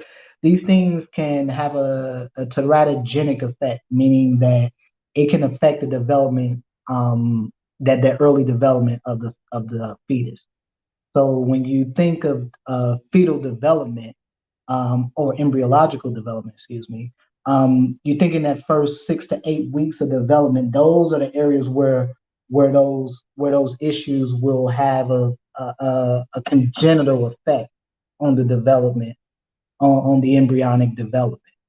So again, and and so you have to screen out for a lot of things. So this is not just, when people think of like medical care and stuff like that, or certain like prenatal care, it's not just enough to say, are they getting prenatal vitamins? You really have to do this very in-depth workup that obviously I don't do. Certainly Miss Shonda doesn't do anything like that. And certainly you probably would be best, that would be best handled by a specialist. But again, one of those things to keep in mind is that, when people think of medical care, there's people talk as if somehow the first thing you come to see a provider, the first thing you want to do is throw you on some medication. No, that's not generally what happens. And certainly I can tell you, in all the years I've been in healthcare, that's generally not what happens. Generally, most people get on medication like for something like diabetes. A lot of times, if you catch somebody pre-diabetic, they might not even put you on it. Usually, they try to get you commit to a lifestyle change. But the problem is most folks can't do that. So eventually, it gets to a point where you're gonna need to be medicated. Exactly, Dr. Phoenix. Like I wholeheartedly agree. My philosophy is everything doesn't have to be treated with the pill, and I look at it as, if I'm going to write something, I want to make sure, one, it's appropriate for what's going on with that patient. Two, they are able to comply with the treatment plan. If they can't afford it, if they don't like the potential side effects that can occur with it, and I try to limit those side effects as much as possible.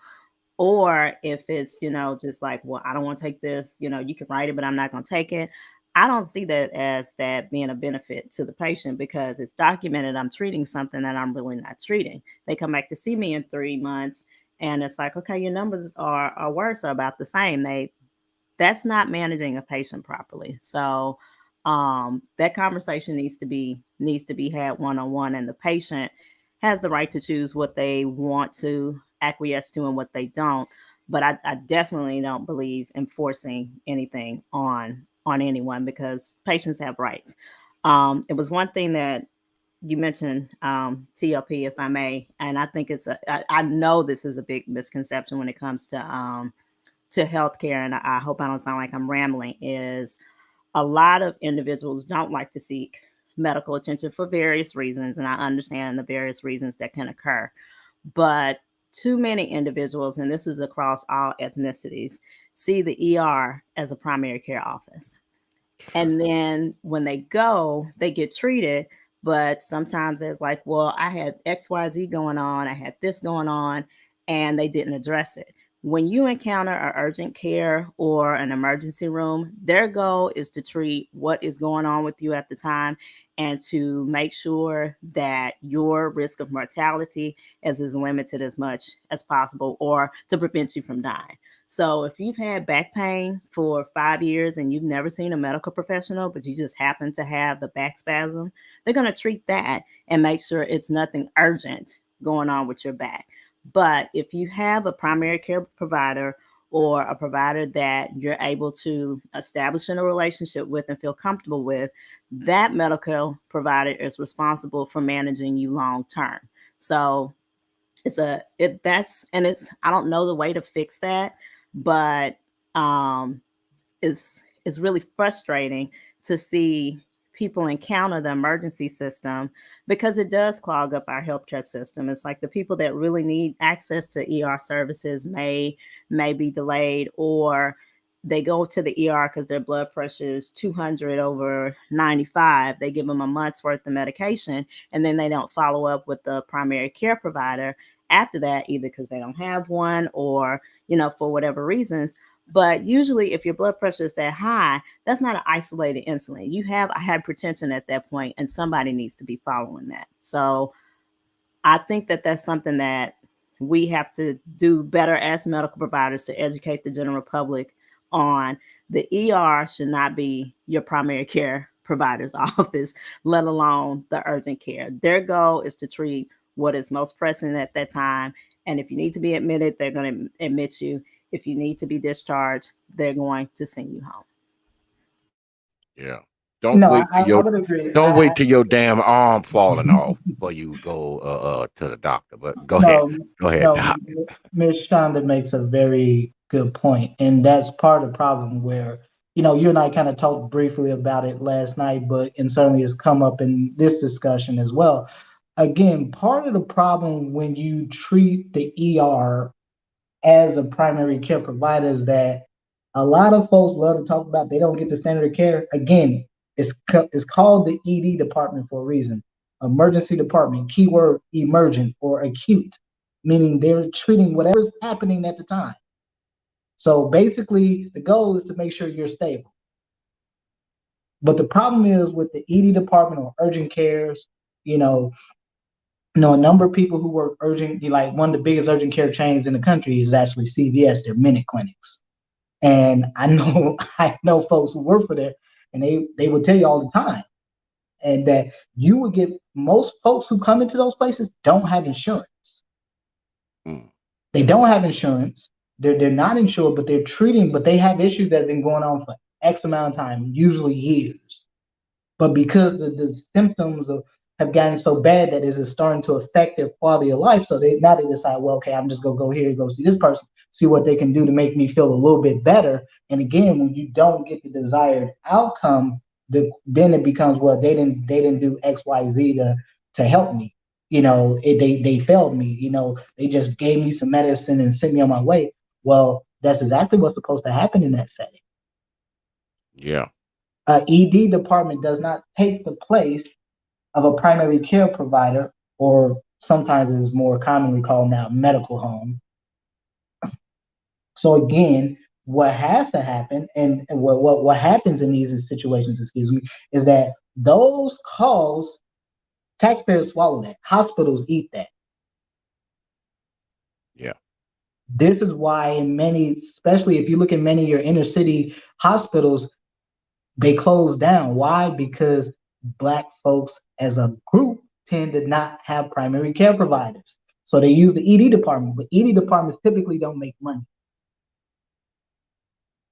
In general, primary care don't make money. That's why you have to have specialty services like orthopedics, gynecological services, birth and labor and delivery. So because those tend to make more money. But primary care, again, people doing primary, you got medical providers doing primary care, trust me, ain't no money in that. You will spend months just chasing down CMS just to get paid out for something you did 7 months ago. That's why hospitals have whole billing departments. So you ain't got to spend, so providers don't have to spend hours a week trying to make sure paperwork is okay. So CMS will reimburse you. And if you're lucky, if you do get reimbursed, if you're lucky, you're probably looking at maybe about 40 cents on the dollar. That's why you see so many folks who you see a lot of your big hospitals, your really good ones there, they tend to not accept CMS, or they prefer private insurance. And they don't want that crap because they got to chase down their payments, and when they do get their payments, like it's they don't even get fully paid, right? They get like a percentage of what it's really worth. If you ever a provider ever decides to go into practice for yourself, have your own private practice, this is a big area where if you screw it up, you ain't gonna make you won't get reimbursed. You're not gonna make any money. But I think people think that these things are free, and no, this stuff isn't free. Medical providers are regular people too. They have obligations. They have families. They have children. They have children they want to see go off to school. They have children that they have to take up. They're married. They have a home. They have bills just like anyone else. So these things aren't just some benevolent service that you're getting that somehow that this is just something guaranteed that you're just supposed to get. No, That's not how it works. If you go to a lot of developing countries, medical care is for the wealthy. You go to most of these developing nations, you ain't gonna see medical care for poor people. Medical care is for those who can afford it. Yeah, So poor people in gotta use that tree bark and that lemongrass remedies. God damn it! you're killing me. No, so I mean, again, Ms. Shonda brings up a very good point, and so again, people need to understand that medical care is not one of these things. Again, if Black folks want to truly have some effect and have some control over the outcomes you have in medical system, yes, it's going to require Black folks making a long-term investment into making sure subsequent generations of Black people are getting into these professions. Because again, these professions, one, they're not easy to get into. Two, they are expensive. It costs a lot of damn money to train physicians and nurse practitioners and PAs and dentists and all the other folks. It costs a lot of damn money. Yeah. These docs don't want to be fooling around, man. They still paying off their student loan, and they gotta listen to people cry the blues and all some kind of foolishness, and they still $200,000 in debt. I'm like, man, shut up. I mean, because hey, it's a job, right? I mean, being a doctor is a goddamn career. It's not just something you kind of do in your spare time. I mean, I want to say something though, because I think again, it's not always necessarily about becoming a physician. There are plenty of other medical professions out here where you have just as equal amounts of control over patient outcome as physicians do. I would certainly say over the last couple of years, since we've been in the midst of this pandemic, truth be told, nurses have paid their weight in gold. Yeah. Yeah. I mean, again, as a person who was a nurse before I went to medical school, I can personally tell you, I mean, yeah, all these professions work in synchrony with each other. Okay, they work together. They don't work separate. This is an entire team of people that work together. Just like if you're a person that's a diabetic, yeah, you're gonna have a primary care provider. Usually, it could be a physician, it could be a nurse practitioner, it could be a PA, it could be any of these folks. But it's not just that person. You're gonna have usually you get a diabetic nurse who's gonna be responsible for making sure that you're properly educated on how to how to proper care as a diabetic, washing your feet, what are your medications, making sure that you're not having any adverse side effects of your medication, stuff like that. But there's a whole team that's involved with this. And these things obviously take time and money. It takes years to train people to get to the level where they can send you out here and you're not going to kill some damn body. Yeah. And so again, these things don't occur in a vacuum. These things require long-term generational planning on the part of Black people. And so it's not enough for folks to sit here online and sit here in a YouTube chat or on social or on Facebook or whatever, just talking crazy about medical professionals, where if everyone else are getting mostly what they want out of the medical profession, then why the hell are Black folks not getting what they want? Well, Asians you gotta understand, Doc. They've read a couple articles and they've watched a few YouTube videos, so they are the equivalent of a doctor themselves now. Well, I would say this much: I'm not against folks doing your own, reading up on things and finding your own information. But as we were talking about earlier, you can find information on whatever it is you want to believe. If you want to believe the sky is green, hey, there's information out there on that. You want to believe the earth is flat, there's plenty of information on that. Yeah. Despite the fact you got numerous satellite photos and images that show otherwise, but again, there's information on that. So the problem is that these things require long-term investment. Black folks cannot expect people who look like you to go into these professions and then ultimately come out after they spend years of their life being educated, going through all the training. I put it this way: you don't know what it's like to go through training to become a medical professional, even in nursing school, in medical school, whatever, PA school, whatever. you're gonna have so many sleepless nights. You're gonna have nights where you're up all night studying. You're up 24 hours, 36 hours in some cases. You're taking exams that are 6, 7, 8 hours long. That's an investment.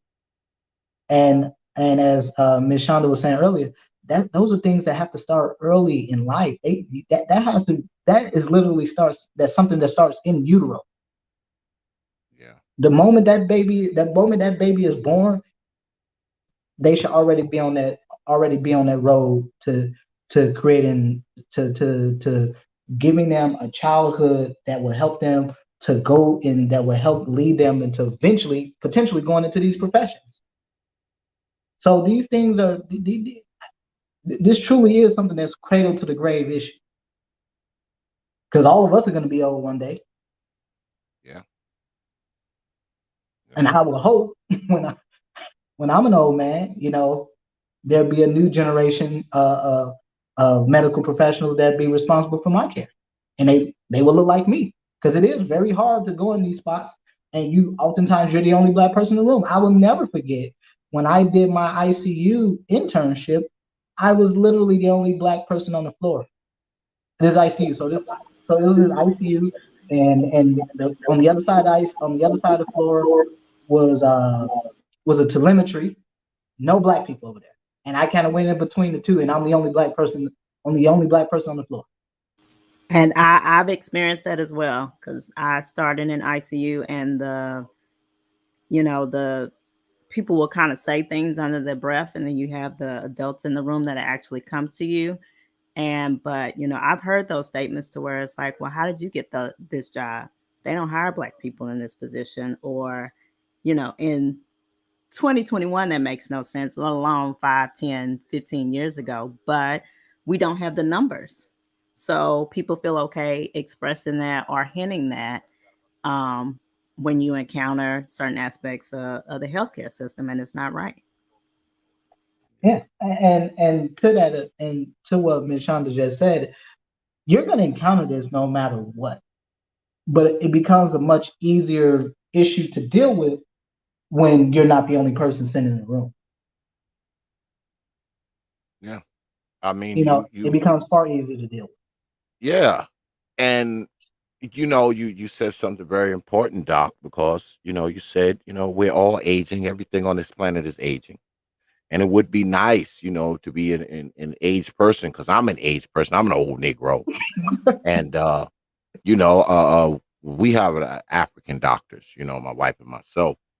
And I trust the brother, he hasn't steered me wrong as of yet. I'm still alive. But yeah, I'm still alive, so I guess he's doing something right. And it would be nice when, as we start to age, where we could see, Black doctors, more Black nurses, more Black nurse practitioners and whatnot, qualified and competent, Black folks getting the job done, and I say again, maybe, just maybe, if there's more, Black professionals, maybe we can get more of us inside that damn doctor's office, and likewise get more of these damn kids in the doctor's office. I Well, mean it's that. a family affair. It truly is a family affair. Like, I'll never forget my very first day of med school. Talking with some of the classmates and such, some folks in my cohort. Most of those folks had parents of someone that they immediately knew that was a physician. Mm. And it was certainly true when I was when an undergrad in my nursing program, because I did nursing and I did biochemistry, and I'll never forget that when I got pinned. I had a brother pinned me. He was a nurse practitioner, and he pinned me, and he and it was funny because uh, uh, the administrators, all the professors, they all knew him because he was there a few years prior to me. But he came back, and unfortunately, I was fortunate enough to have gotten pinned as a new nurse by a brother, and so that's not something you see every day, obviously. And like I said, he was a nurse practitioner, But again, when I went through that that day had the pinning ceremony, I'll never forget. Most of the folks that were coming on stage to get pinned, they were getting pinned by most of the white women were getting pinned by their mothers and their aunts and their grandmothers and sisters. You know, a lot the white guys, they were getting pinned by their brothers and uncles and cousins and brother-in-laws. So these things tend to be family affairs. Yeah. And so I would imagine Miss Shonda probably noticed things similar trends when she was. Oh, absolutely. I think when I graduated from nursing school, it was maybe 4 men in my class, and out of that 4, 3 of them were black. I was the only black man. And I went to HBCU. So yeah, but if I remember correctly, it was no more than 5 out of my class, and of the 5, 4 of them were black. Yeah, I was the only black man in my class when I graduated. Yeah. So And so I'll never forget oh, my wife saw my class photo. You just see me like kind of in the center and just like all these white faces. So I saw That's that's gotta be kind of tough, nowadays. I know if you go back like, 20, 30 years, people be like, oh man, yeah, I'm the only black person in there. But now that's probably not such a good thing anymore. no, and again, again, this is in the 21st century. Obviously, this is all in the 21st century. This was 30, 40 years ago. You would somewhat expect to see that, but it's kind of hard, as Ms. Shonda was saying. Yeah, you to see that now. Yeah, that's pretty difficult because these things, these professions do tend to be family affairs. This tend to be something where you know you've had prior generations of a family that have all gone into these professions. They've gone to these schools, so they get legacy appointments, they get legacy admissions. They know family members that are the medical director here, the chief nursing officer there. How I got my internship in my last year of undergrad was because one of my professors was the chapter president of the National Black Nurses Association, um, in my city, and she introduced me to the chief nursing officer, who was her friend at one of the hospitals in the area. And she said, "Well, what did you want to do? You know where you want to go?" I said, "No, I wanted to do critical care." She said, "Well, are you sure?" I said, "Yeah." And she like, "Okay, well, here's my card. Give me a call." I gave her a call, sent her email the next day. The day after that, recruiter was emailing me saying, "Hey, have you taken pharmacology? Have you taken this?" Yeah, yeah, yeah. Okay, well, here's the application. Complete this application for our internship. And I got lucky enough, and I did a year-long internship in ICU. And that's typically how a lot of folks get into, especially for nursing. If you want to go into like some of these um, more some of these specialties that usually require more expert nurses who have more experience, like ICU, oncology, something like that. You typically, if you get lucky, you can get an internship, and I was fortunate enough to get one because again, these were black folks that put me in the game, no doubt about it. Kind of interesting, given that I went to a big PWI. So, but again, this is sort of the power of when you do have enough black people that are in a given area or given profession where it can have an effect. So that's just my little 2 cents on that. Yeah, that's a good place to end it because we creeping up on the 4 hour mark. But before we Yeah. go, first and foremost, I want to thank both of you, Lady Shonda and the good Doctor Doc Phoenix. I mean, whenever y'all come up here, I feel like I'm leaving a little bit smarter. Two medical professionals, uh, who know their stuff. Before we get out of here, any parting shots, Lady Shonda, before we get out of here? All I would say is just thank you for being the platform that you are, and spreading the good information. And I want to wish everyone a happy, blessed, and prosperous New Year. And thank you for allowing me to come up on the panel. Absolutely. And happy new year to everybody and you and your husband and everybody. And I Oh, I'm always not married appreciate. yet. Oh, my bad.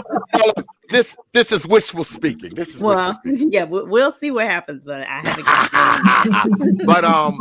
yeah, I always appreciate when you come through, Lady Shonda, because you always come through with good, concise stuff. So I mean, you're always welcome here whenever you want to come up. All right, Lady Shonda.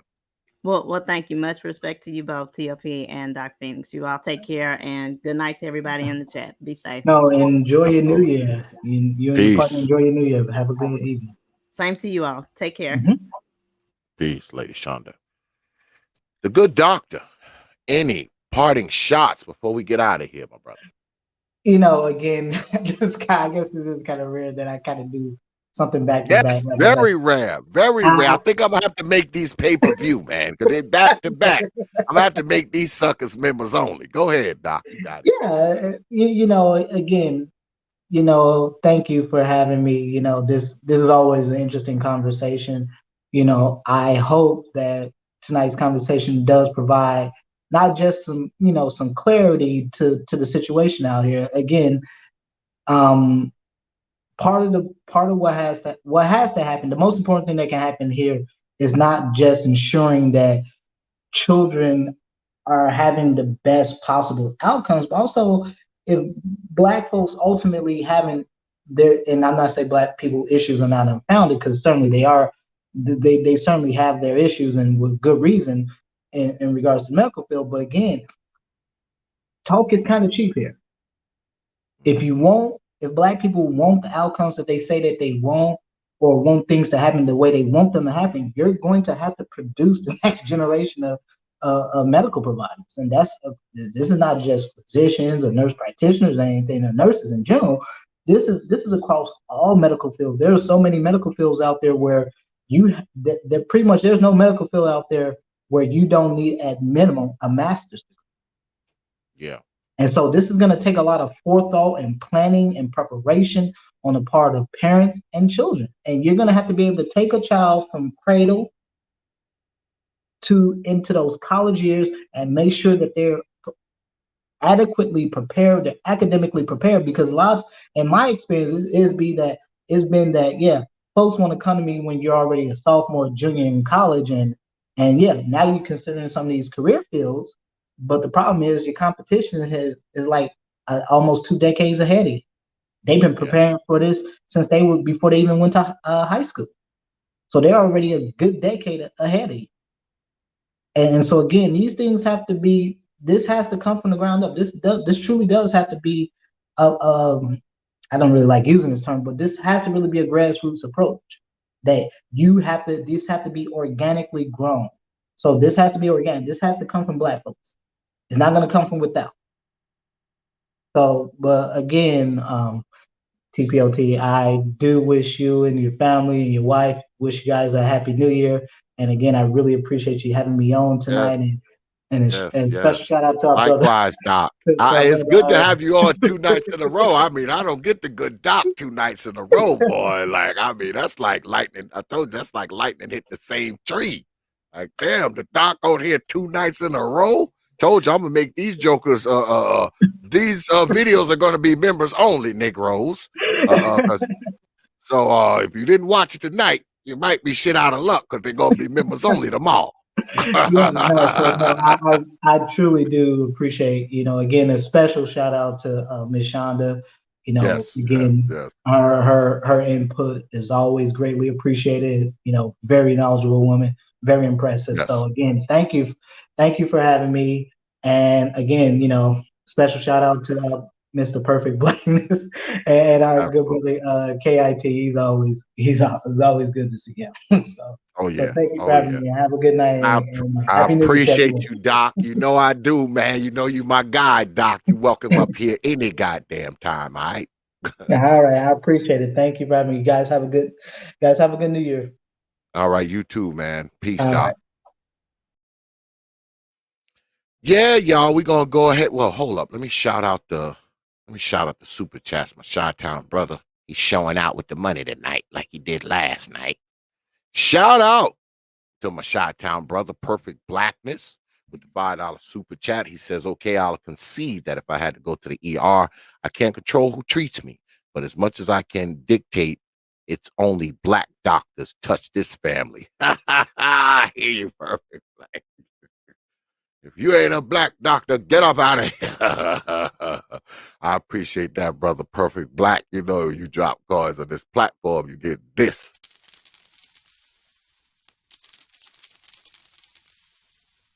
I appreciate you dropping your hard-earned cards on this platform.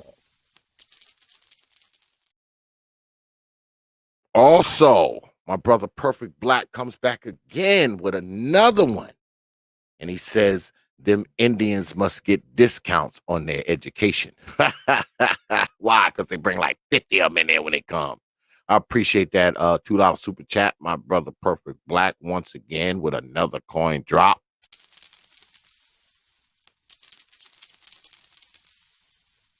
I appreciate you dropping your hard-earned cards on this platform. Yeah, we're going to go ahead, man, and wrap it up, man. Good stuff tonight, man. The good doc was on again.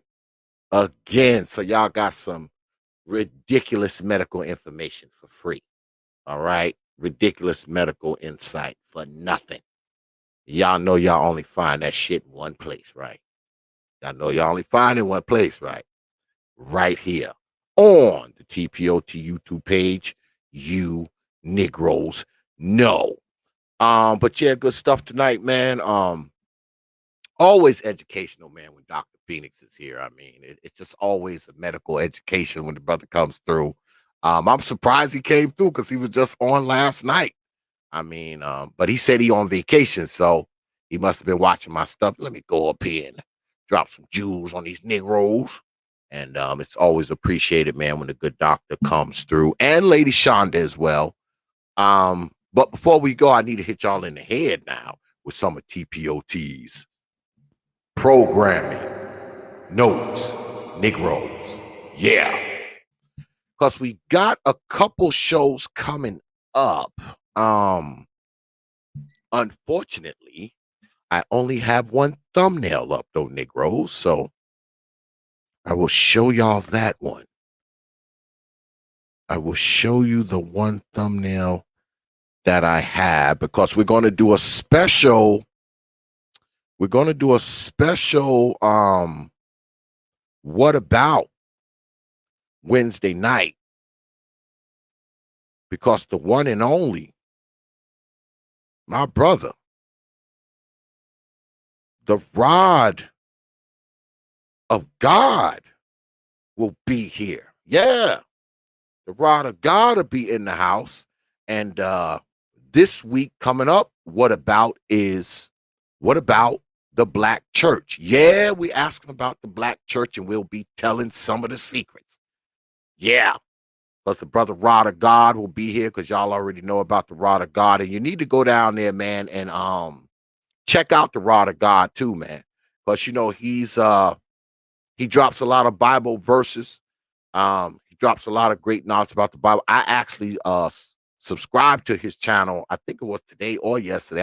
I'm surprised that I'm just now subscribing to it. But yeah, I'm subscribed to his channel. Get on down there, man. Subscribe to the Rod of God, man. Get his numbers up, man. He's a good brother. He's very knowledgeable, man. He's very knowledgeable about this church stuff, man, and this theology stuff. Don't underestimate this brother. That's why you always see him on here, and he'll be back Wednesday, and we'll be talking about the black church. You know, see, he's the churchy guy. He ain't gonna cuss or nothing. But me, I'm gonna be cussing like a motherfucker. So make sure y'all here Wednesday night, man. The Rod of God will be riding shotgun, man, and we'll be throwing down, talking about the black church. But anyway, yeah, man, like always, man, I appreciate everybody, man, for coming through tonight, man. You know that I do. I want to say this, man, before we get out of here, man. You because we were talking about the health of the youth, right? And I read y'all the stats. I put the data in the chat for y'all to read yourselves. I mean, when it comes to this, man, we got to do better, man. I mean, we got to do better by these kids, man. We can't just, because we're in control of their health. We're in control of their nutrition. We're in control of how much sleep they get, how much water they drink, the bullshit they eat, whether or not they play, go outside, get exercise, especially when they're small. You have control over that shit, man. You can dictate whether or not they overweight or not just by the shit you giving them. You can dictate whether they're healthy or not by making sure they get enough sleep and drink enough water and go to fucking bed on time. That's on you. That ain't on white folks. That ain't on the doctor. That ain't on the school. That ain't on the pediatrician. That's not going down because of slavery. It's going down because of you. Because of the shit you're doing. Better yet, the shit you're not doing. You walk around the house smoking reefer and shit. You got a 5-year-old running around in there, smoking cigarettes, half feeding the kid. And when you do feed them, you feed them fucking deep fried Snicker bars and deep fried Twinkies and deep fried ho-hos. And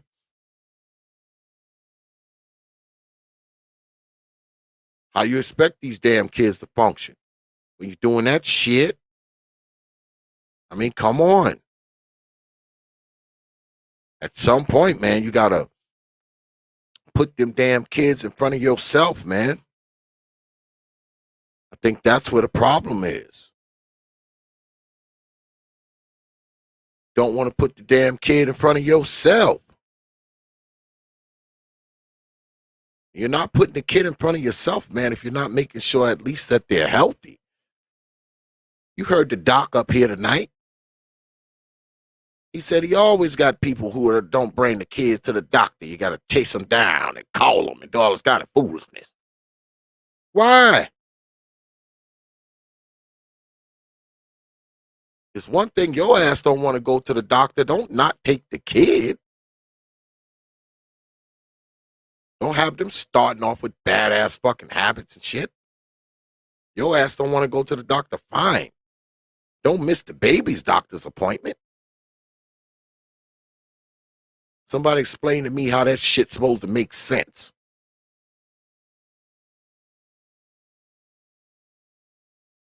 Stop doing this shit, man.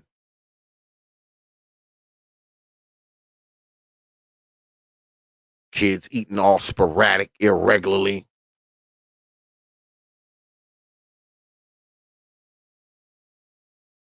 Kids going to school tired. Bad nutrition. Kids ain't ate in 2 days. How the hell you expect them to sit at a damn desk and learn something under those conditions? How?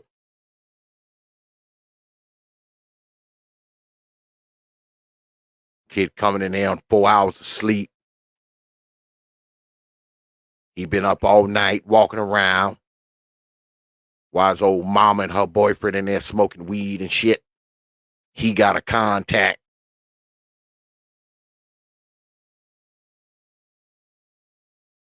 He done breathed in so much weed that he got short-term memory problems. He's fucking 8.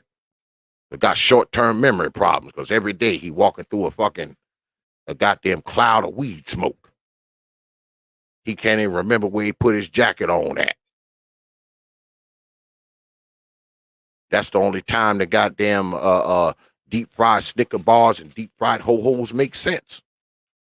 Them motherfuckers be right on time because little Bobby, 8-year-old ass, be high as a motherfucker. He probably eat about 9 of them motherfuckers after he done walked through the living room with you and your boyfriend smoking that loud up in there. Then he up all night, right back up at 7 o'clock. And they wonder why he falling asleep in the goddamn the bathroom. Because his life is in shambles at home. And it ain't just his physical health, it's his mental health. I read y'all a story about the ACEs, right? Adverse child experiences. As a matter of fact, let me put that back in the chat for you Negroes to read. But that's probably the most important one. Not in there for you Negroes. All this stuff is important, man. It's all part of child development. How the hell a child going to develop, man, when he got chaos going on at home? Health bad, eating the wrong kind of food. All that's going on at the crib. Not drinking enough water, not drinking enough milk, not eating enough vegetables, not doing enough for any of the shit that's going to make for a healthy child, not doing any of the shit that's going to make for a child that's able to learn how to read, write, count, study, understand, comprehend. So it all circles back to the crib, don't it? It all circles back to the crib. And I know we don't like to blame the crib because 9 times out of 10, if we're blaming the crib, who we blaming? These old mamas. Mama.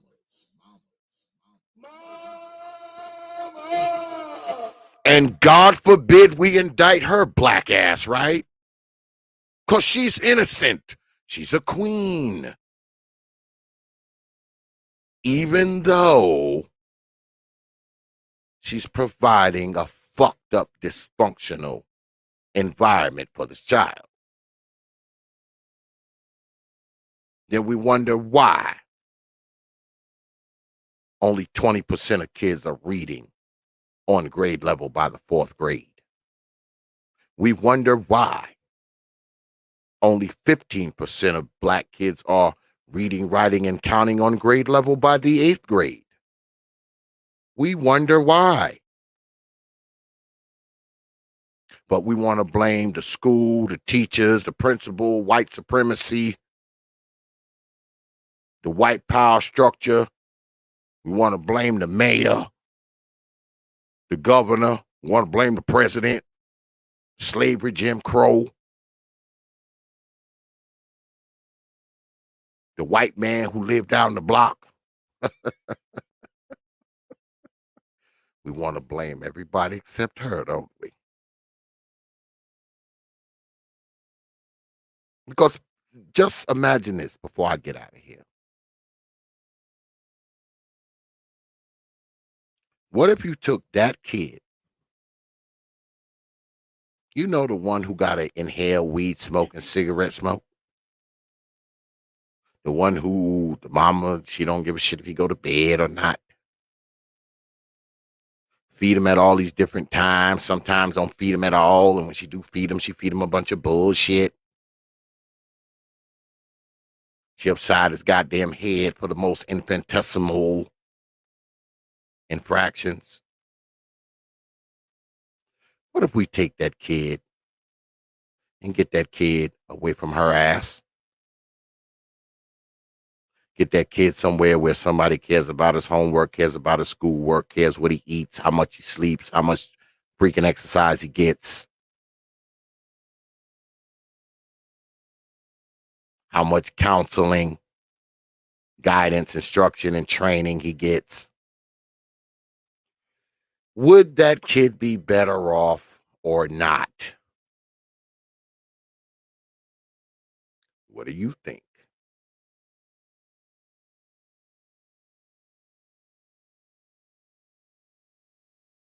Would that kid be more healthy?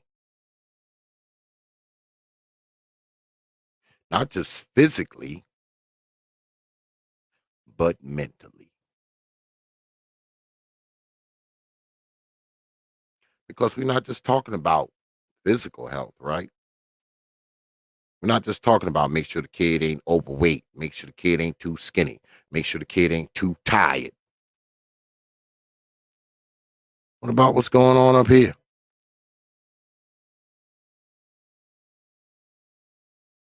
I think y'all need to give that ACEs thing a read. Those adverse childhood experiences are real. And guess what? They say those things would make them so bad is that they don't just affect the child right then, they affect the child right on up till adulthood.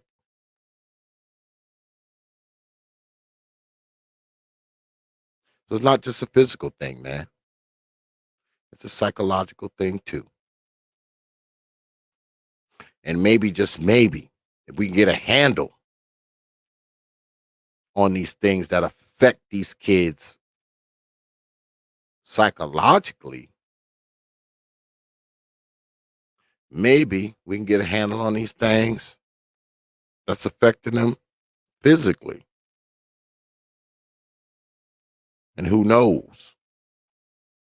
We might just be able to fix this gap as far as education is concerned. Reading, writing, counting is concerned. We might just be able to make some headway. We ain't gonna make no headway with kids, man, as long as they are physically unhealthy and, most importantly, mentally unhealthy. That's just the truth.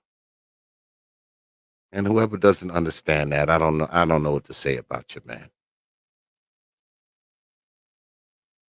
But deep down inside, you know that's what's right. Question now is, what the hell are we going to do about it? But I appreciate everybody coming out tonight, as always. I appreciate all the cash apps, but more important than the cash apps and the super chats, your participation, man. Could have been anywhere tonight, man, but you decided to spend your Thursday night here. I appreciate it, man. You know, I don't take y'all lightly, man. I never have, and I never will. You got my word on that. Wednesday, the Rod of God will be here, so make sure you are here too, 9 p.m. Eastern time, because we're going in on the old black church. Yeah, should be fun. Should be fun. But yeah, once again, man, thank everybody for coming out, man. Special shout out, man, to Lady Shonda and also the good doc, Dr. Phoenix, coming in here dropping some medical jewels on us, man. As always, y'all know what it is, man. When the good doc is here, it's always a learning session when the doc is here. But anyway, I will leave y'all with 3 words. You know, like I always do. Negroes. What about this?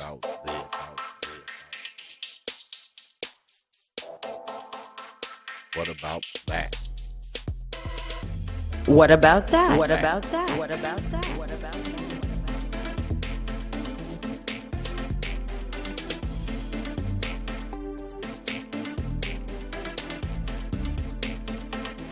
What about this? What about this? What about this? What about this?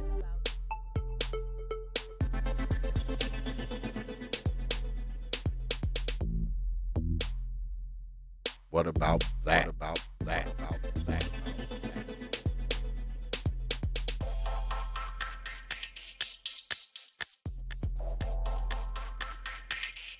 What about this? What about this?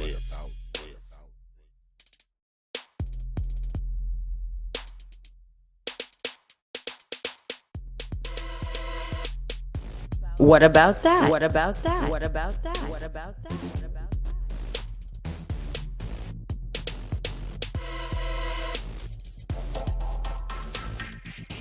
What about this? What about this? What about this?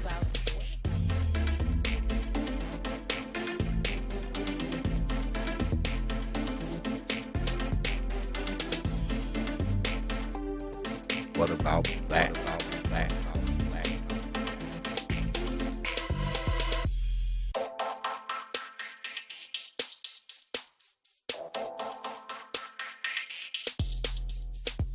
What about that? What about this?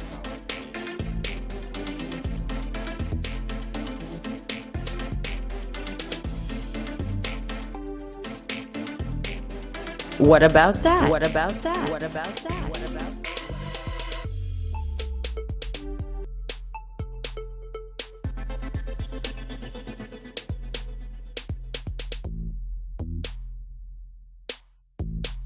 What about this? What about this? What about this? What about this?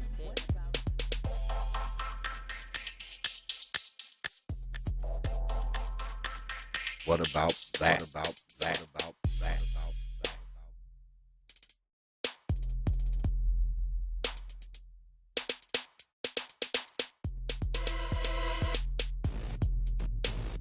What about this?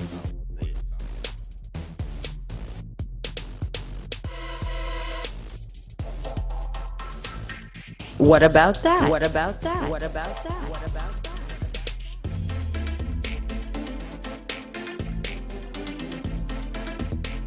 What about this? What about this? What about this? What about this? What about that? What about that? What about that? What about that?